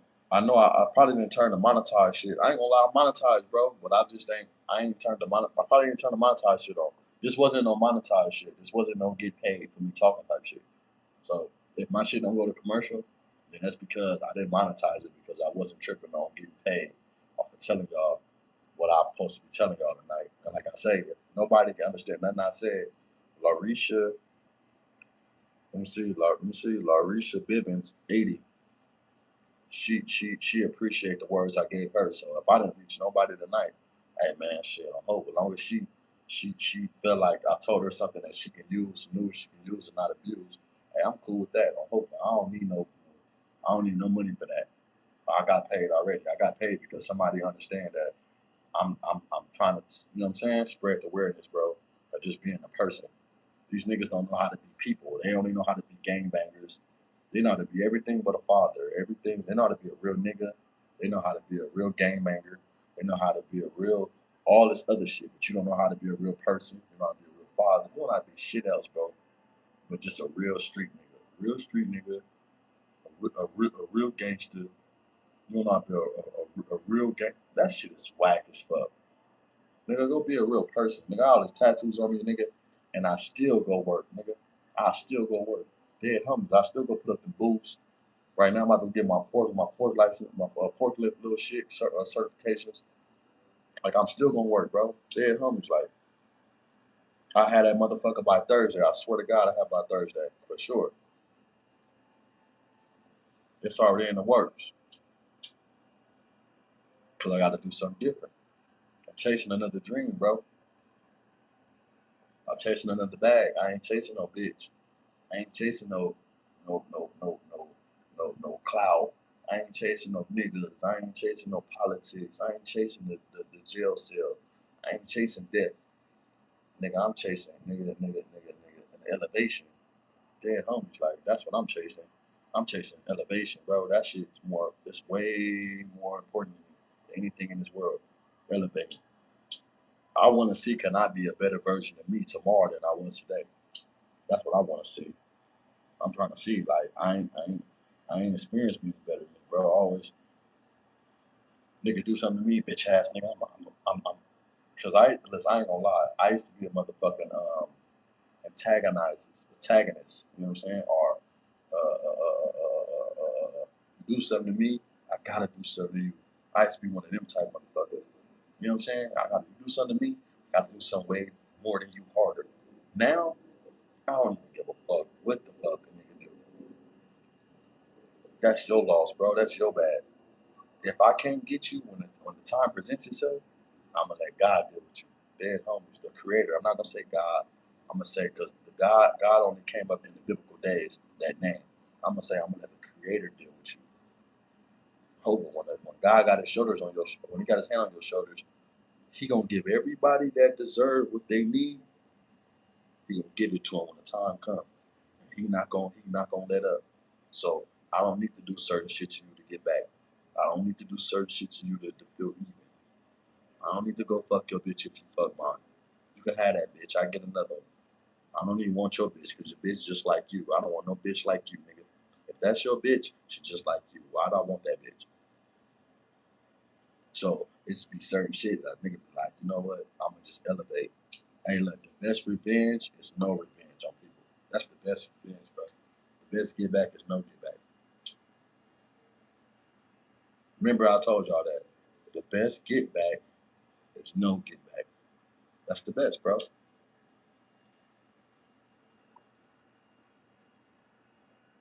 That's the best get back. The best get back is no get back. When that person get what they get coming, you're gonna be limited. But when they get what they got coming, that shit hit hard. I watched it. I swear to God. I'm a mama. Look, I didn't watch so many people suffer from certain shit they done, and I've been a part of the game that they created. And it's like, I ain't been whooped on, beat up, chased off, none of that weird shit. But I'm saying I've helped people and they have used the help to their advantage, or they have done something in deceitful ways. And I caught on it, and I just instead of me whooping them, instead of me getting back at you, instead of me doing some weird shit, I done had a nigga to where he did some weird shit to me. His bitch wanted to fuck me. I told that bitch, get the fuck out my inbox, you weird ass bitch. Fuck you and that nigga. A week later, she lost her kids because she went and fucked another nigga, and this nigga was on dope. Fuck that nigga, got caught with dope, all type of shit. The nigga that beat your ass. So you done went off because I passed up on it. Another nigga that jumped up on it, and you done fucked up your whole life. So why would I go fuck this nigga bitch? And now it's this nigga kids. If I would have fucked your bitch, she probably would have been sprung. But based on the fact she done fucked another nigga and he done fucked her over, got her sprung, got her on drugs, the kids on fucked up, she done lost the kids. I don't wish that on nobody, but this is how the world works. It's how God works, bro. So I don't want nothing involved with nobody. I hope I like to have my own. That's what they say. You know what I'm saying? Like, we too black, too strong. Dead homies. But you gonna be all right though. I swear you gonna be all right. And hit that like button. Hit that like button. She gonna be all right.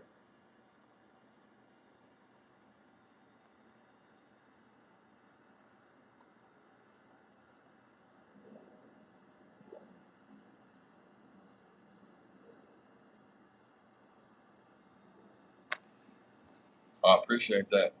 I don't know if my shit be popping up because I really don't be on live like that. I really don't be dropping videos, bro. Like I said, I've been doing other shit. Kind of be involved in getting some bread and kind of like trying to take care of my little situations with my family. I never try to use YouTube as an outlet to get money or to be whatever the fuck these niggas be trying to be, the biggest whatever. I don't know. I never used it, but I monetize. So that answers the question on why ad ain't pop up, and it answers the question to why I don't really be cloud chasing on this shit. The name of the title of this live was based on someone kept bringing me up consistently, and I was like, I kept trying to figure out, damn, nigga, it's like the devil, bro. You know, every time you start doing good, the devil pop up. I'm doing good. I won't think about it on YouTube. I'm doing straight. My kids straight. I'm in a good state of mind, a good position. And the nigga come bringing up Triggerbird. Like, damn, bro, why is you bringing up Triggerbird, bro? That let me know that's the devil, bro. You a devil advocate, bro. You part of the devil. You part of this plan. You part of the devil's plan, bro. You part of the devil plan to destroy real niggas and me and what I got going on. But I can't allow you to do that, bro. You know what I'm saying? So shout out to that brother, and God bless him, and I hope that he's in the best state of mind, and I hope that he don't continue to allow himself to go down a rabbit hole to where he got to be talking from a 50-50 yard or a PC yard. You know what I'm saying? Like, I don't wish bad on no nigga. I wish nothing but good things for everybody on the dead homies because I, I got it. Nigga, I done some of the fucked up shit to people that man, listen, I done so much fucked up shit to people to where when they hear me talk on YouTube, they come reach out to me, damn, bro. Like, they really start understanding who I am from YouTube or hearing about me, like, hey, we done had our differences, bro, but I ain't even known that. You a solid nigga. But I done shit to these people. Dead homies. So that let me know right then and there. If I can do that and the motherfucker say, look, Brian, even that shit, you kids, you did what you supposed to do, that let me know I'm doing something right. Dead homies, I'm doing something right. I'm doing something right. Like I say, like, subscribe, and comment, man. Smash that motherfucking like button if y'all ain't did it already. If you ain't subscribed, subscribe. We going up. Real shit. And tell Adam, y'all get on that motherfucker, man. Hey, what's up with your boy? Adam don't like me. That nigga said some shit to me, like, he was mad at me. Adam was mad at me because I said some shit with Munchie B with him. Nigga, nothing that kicked your chair. That nigga said, man, bro, you don't never look at the real what's going on. And he said some real weird shit. I still got the text message. Shut up, nigga.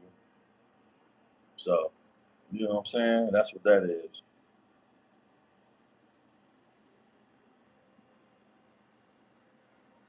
That's the lady Snoop Jalise. What?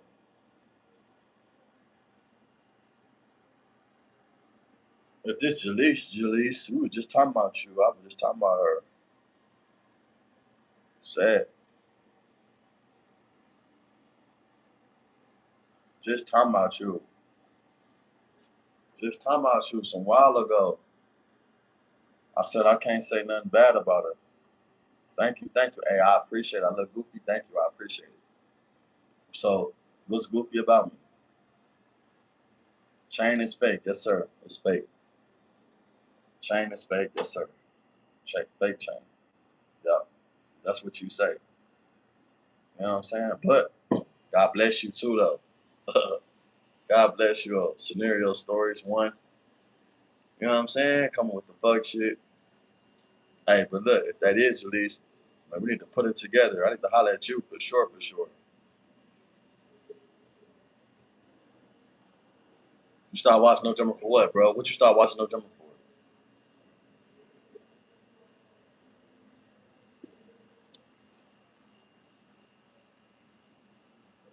Say you be on her head. Say, Lady Snoop on Jalee's head. Oh, okay.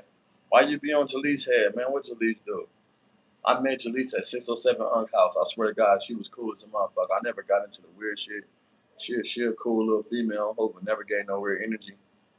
You know what I'm saying? So I don't know what she got going. I don't look at her content. I'm not a content type nigga that be. I don't be on her OGs. I don't be on her. I don't know too much. She be on Munchie, so Munchie my boy. So I don't be want to hear a lot of Munchie bashing. I don't be on a lot of Munchie bashing shit because Munchie my boy. When you actually know somebody in real life, I'm not into favor to hearing what somebody got to say about a nigga that I really know.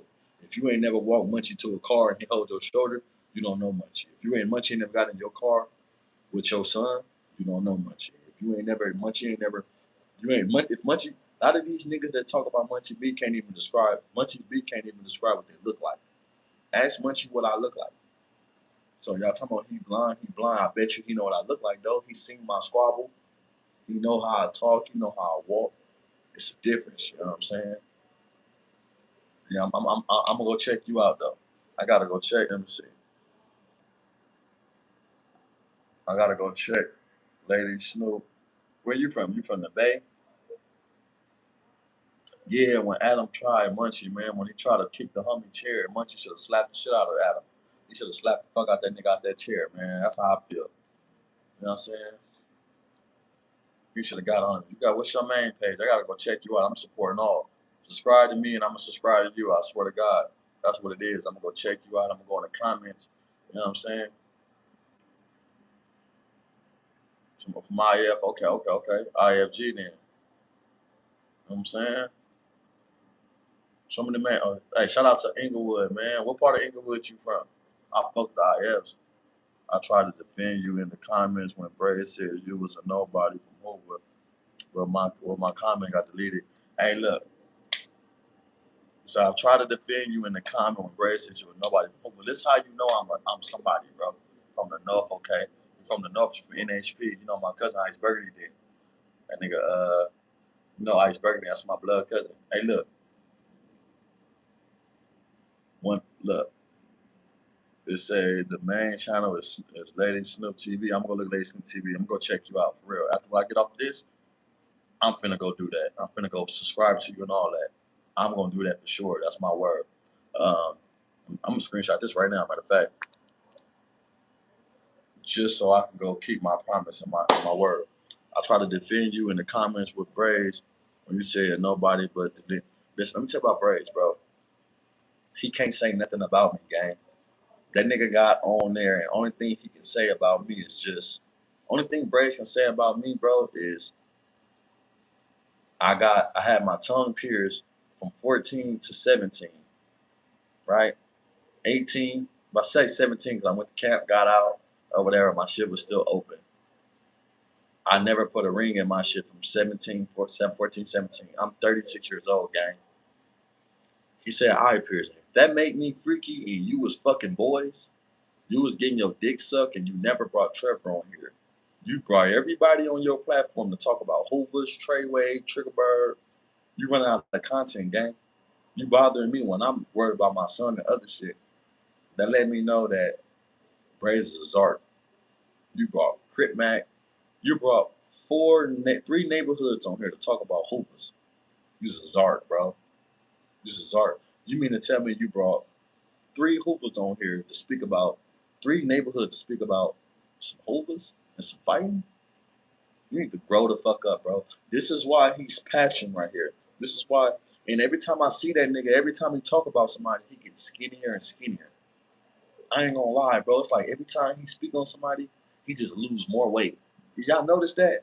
Every time Bray speak on a nigga, he lose more weight. It's like he was talking about me with a jacket on. He was Smithers. He looked like Smithers. he looked like Mr. Burns. Braves remind me of Mr. Burns. I swear to God, bro. He looked like a reptilian, like the people they say walking around look like humans. He like a reptilian. Like he's starting to look dry skin because that crystal meth drying his skin out and that spice, and he's starting to look like Mr. Burns. Like his skin looked like his. I don't know, bro. I don't know. But I just don't understand how you bring me up because of a video a year ago. You brought Damon Porter up over a year ago video. You bringing Treyway up. Treyway ain't said nothing about you. That was a year ago. Everything that you're bringing up on the Hoovers is a year ago. You must don't have no content, brother. Like, come on, cuz. And I'm looking at you. Every time I see you, you just look skinnier and ashier and hungrier. When I was in prison, I had family visits the whole 10 years. I did 12. So about 10 years, I had family visits. I had chains in there I was selling. I sold a Rolex chain like this, about a little smaller, it was like longer, but a little short, like halfway of this, to Smoke from Raymond. That's my boy, Tiny Smoke from Raymond. Tyshawn, I sold a chain to him. I sold a chain to Monk from Bebop Watch. He still got it to this day. I think Smoke still got his Rolex chain. I sold I sold chains, bro. My nigga from OVG, my nigga named Bitch from OVG. I sold a gang of shit in there, bro. I was a nigga. Like, I used to get bitches. When the police would tell me, bro, whenever a bad bitch come, I know that they get denied, I know it's you. Because you the only nigga that denied visits. Niggas wasn't even in position to turn down visits in prison. This nigga don't go to yard. He's not telling the people that he walk around. He got a wheelchair that he get pushed in. He get pushed in the wheelchair, gang. Ask Grace about the wheelchair. Whoever on my live right now, ask him, say, Grace, have you ever got pushed in a wheelchair in prison? Why? Another one, Grace, was you ever suicide watch in juvenile hall? You need to be talking about your wheelchair. You got gout. You got bad ankles, bro. Your feet swell up. You on spice and crystal meth. You keep getting skinnier and skinnier like you sick. Like, bro, until you gain 20 pounds or 10 pounds, stop talking to me, bro. Because you just looking sick and ashy. Like, you just looking bad, bro, on Hooper. And I hate that for that nigga. He getting worked out, bro. Like, come on, bro. Like, it gotta be stressful every day. You sitting up on YouTube worrying about what somebody did and what they said, and you speaking about it. You in jail for the rest of your life. You can't listen, bro. Y'all cannot tell me, bro.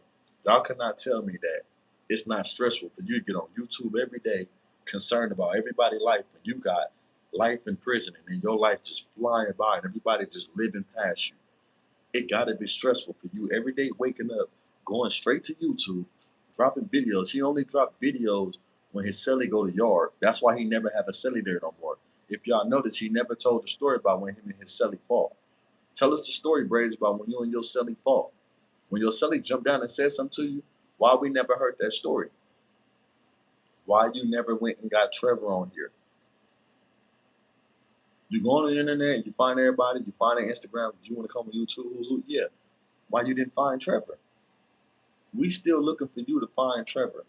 Whenever somebody said they found Trevor, you went and you said you gonna sue. Why are you gonna sue? Why is you gonna sue, bro? So you mean to tell me you gonna sue somebody that exposed you when you exposing everybody else? You don't like Whack 100, but you keep on exposing Whack every time you get online. Treyway, Whack 100, J Hood, C Star, Triggerbird now. Like, this is the people you talking about consistently this whole week. We don't give a fuck about what you talking about, bro. You're a bum. You never listen. Much as that nigga talk shit, right? He don't talk about when he fought his celly. He never talk about that. He said, "Oh, the police right there." Felly said, "Celly Oni, you supposed to get off. You a gangster. Get off. You don't want to lose that phone." That told me two things: you scary, or you don't want to lose your phone. You never talked about that. You never talked about why you didn't come get on the Hoovers when you got back with the Hoovers on the yard. My homies told me to stop talking about Cub. When I first got up on that nigga, bro, when he got on the yard, my homies, he got in my inbox on YouTube. I mean on Instagram. He told me don't be hanging in front of no store. Just when my homies got killed in front of a trade day, my homies got killed in front of the store. He made a little comment and I blocked that nigga. Said what I said, blocked that nigga. Now your fat ass homie got killed, and you probably remember what I told you. But now all of a sudden, you want to hit me. I ain't say nothing about your homie. I just tell you, bitch ass nigga, Mark, shut up, Buster. Now I made a video about the fat ass nigga. He can't even run if something happened to him, and now he died. And now you want to bring Triggerbird up a week later. Come on, bro. I don't talk about the dead, none of that. But I'm wondering why you bring me up after a year later, bro. What am I doing out here so positive to where you got only thing you can say about Triggerbird is my face pierced and I had a tongue ring at 14. That's all you can say about me. No Zark shit, no Mark shit. No, I'm a buster. Ain't no, I'm a hook. You can't say none of that. It's just this the only thing that you can really bring up on me, bro. Come on, bro. Use a Zark. I wouldn't even want to. If I had gay allegations, I wouldn't even be speaking about what's in somebody else's mouth. I wouldn't. He been speaking about me having a tongue ring at 14 years old, like it's some noun shit. Like, like it's some noun shit. Like it's some present shit. I can call a bitch I was married to, and she'll tell you, I've never seen a tongue ring in your mouth since you've been out of prison or in jail. So you worrying about something that was in my mouth a while ago? This is your problem. This is why you got gay allegations, Brace. Because you keep worrying about what's in people's mouth. They're homies. This is why they say you gay. This proves it. This showed me exactly why I think and why I know they believe that you're a faggot. Because you keep speaking about people's mouths. You talking about wagging head or whatever Wack was doing. So what? What is you worried about it for? You in jail, bro. If I got on here and talked about all the possibility of stash spots in jail, would I be the police, bro? He talk about everybody problems on the streets, right? Come on, gang. You expose your big homie fucking another man. He said Little Braids was fucking somebody else. He put it on the Who's Who's. So if everybody fair game, then why isn't Trevor fair game? Why isn't the silly that you fought fair game? Why isn't certain shit fair game, bro? If you put Lil Braids because you got paid $10,000 to drop that content,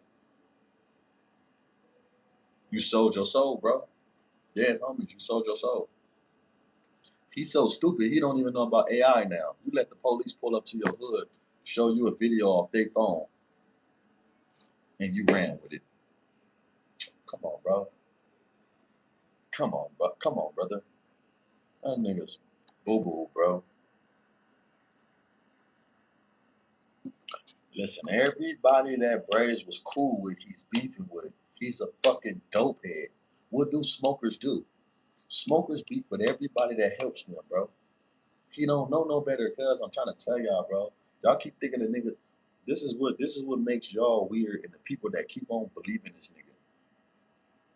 If a smoker today in your hood come up to you and talk to you, and he's on crystal meth and he's manipulating y'all, got y'all doing shit. And he's on spice, crystal meth. Uh, the niggas are clout chasing, and all based on what he did as a kid. Come on, man. Stop playing. Everybody that nigga was cool with, they come to a store and say, man, that nigga bullshit. He ain't no solid nigga. They know because they see the flaw in that nigga. That nigga J Hood said, I don't know what this nigga turning into. I don't know what the cloud. They know. It's content, bro. But we ain't even want to talk about him, bro. I don't even want to talk about him because like I feel like he's like low vibrational, bro. He's like something that I would never want none of my little homies to be like. He's not even an example I want my son to be like. I won't even want my enemies to be like that nigga. Like he don't show no type of like elevation of being nothing in this world to be like unless you just want to be a podcaster like him. So basically, the best thing to do is go shoot a gang of innocent people, go to jail for the rest of your life, and then talk about everything you did in the gang world, and that's how you be a Braves. That's not even logical, bro. Like that's not even logical. So you mean to tell me the best thing I can do is become like you and go get a podcast? Only thing that's promised to you, a nigga like you, is a podcast. Come on, bro. Like, come on, gang. Come on, gang. $10,000, nigga. My bitch was going to visit and bringing the sack, 2 or 3 of them in. That's 10. That's I bust one down. That's 7, 8,000. I can sell two, 2,500, 2,500. That's 5,000. Bust that down. That's about 10. She go online and come back and get another one. I can talk about this because I went to the hole for this. I have a case for this shit. I beat it. I can speak about this shit. I'm not capping. I have a case for this shit. I can show y'all bundles of me bringing in dope inside the jail. I beat the case. So it was dropped. So for me, talking about you, the best thing you could do is get on the internet and speak about who's fighting who, who's beefing who. Shut that shit up, bro. Go get you some money, bro. Yeah, homies, go get you some money. Some real money, nigga. Hit that like button, bro. I'm out too, bro. I'm out to everybody, man. Like, subscribe, and comment. Like I say, I'll be on this motherfucker tomorrow, man. I'm gonna drop some shit in the morning. But like I say, if y'all looking for the messy shit and y'all looking for the bullshit back and forth, so last time I'm gonna address that bitch ass nigga. Oh, weird ass skinny dope fiend. I'm not gonna never address that anorexic dude again, bro. Until he stop looking like a reptilian, until he gets some fucking marker and polish his fucking head. I'm not talking about that dude no more, bro. I was giving us some game today. I hope it didn't get lost in this dude. I hope it didn't get lost in his attributes and his weirdness. You know what I'm saying? We can keep it playing. But I hope y'all took from that. And shout out to, what's her name? I'm gonna look at Lady Snoop. I'm gonna look at that Snoop TV for sure. I gotta go check them out for sure. It's somebody else I wanted to look. Shout out to Larisha Bibbins. Shout out to her. Over for me, inspiring her something on Verge. You know what I'm saying? Giving her some game on this shit.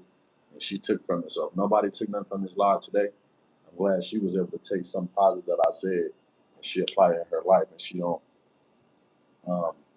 move with ill intentions and ill will moving forward. You know what I'm saying? I pray that she come through out of her condition on hope and keep pushing, bro. That's the whole main thing of this whole shit, bro. Just keep pushing and staying positive, bro, through this whole message. This whole shit is weirdo shit. Get caught up in the fuck shit. James Cass, good looking out, bro. I appreciate you. Oh yeah, for real. Hey, bro, listen, I've been living, bro, out here, nigga, since I've been out, bro. Right now, just my mind directed on just my kids, bro, doing something for them, because I realize out here, as soon as you fuck up for you, people don't give a fuck about it. We gotta direct that to our kids, bro. I want to see if I gave my whole all and my whole push to my kids, I want to see their development. I want to see what that becomes. If I give everything I gave Hoopin to my son, I want to see his outcome. I have one that don't game bang, have a daughter that don't prostitute. You know what I'm saying? So I'm kind of glad right now. I'm kind of glad that I got that. That's my biggest accomplishment, bro. I don't got a son out here trying to be, motherfucking gang banger, and I don't have a daughter out here trying to be a prostitute. And then I got one, and I'm still developing. So my whole life and my whole everything is based on when my son go back and he see me, I want him to be able to judge for himself type of character his father was, not no bullshit. I don't be giving a fuck about no ads, like they say, I don't care about no monetize. My shit monetized now. This ain't even monetized probably. But I don't even give a fuck about that shit. As long as we go up, bro, I'm hoping. I reach one person, Larisha Bibbins. I reach her. As long as I reach her and give her words of encouragement, I'm good. Dead homies. Shout out to you though, James. Shout out James Cash 1972. Y'all go subscribe to them too. I'm hoping. Everybody else was motherfucker. And also, lady, they said that they subscribe to them. Saying, go look at from the North Inglewood. This I want some say. Go look at. I want some say. I seen it right. I seen it too. It says it's not my main page. Lady Snoop TV. Y'all go check out Lady Snoop TV. Go check out Gorilla Hebrew. Go check out Smooth Grooves. James 7, 1972. Go check out these people who subscribe to him on Verge. These are all the people that's been reaching out, I'm saying. Go look at their shit, feel me? Go look at their shit, go run their shit up too. Dead homies. I'm out of this motherfucker.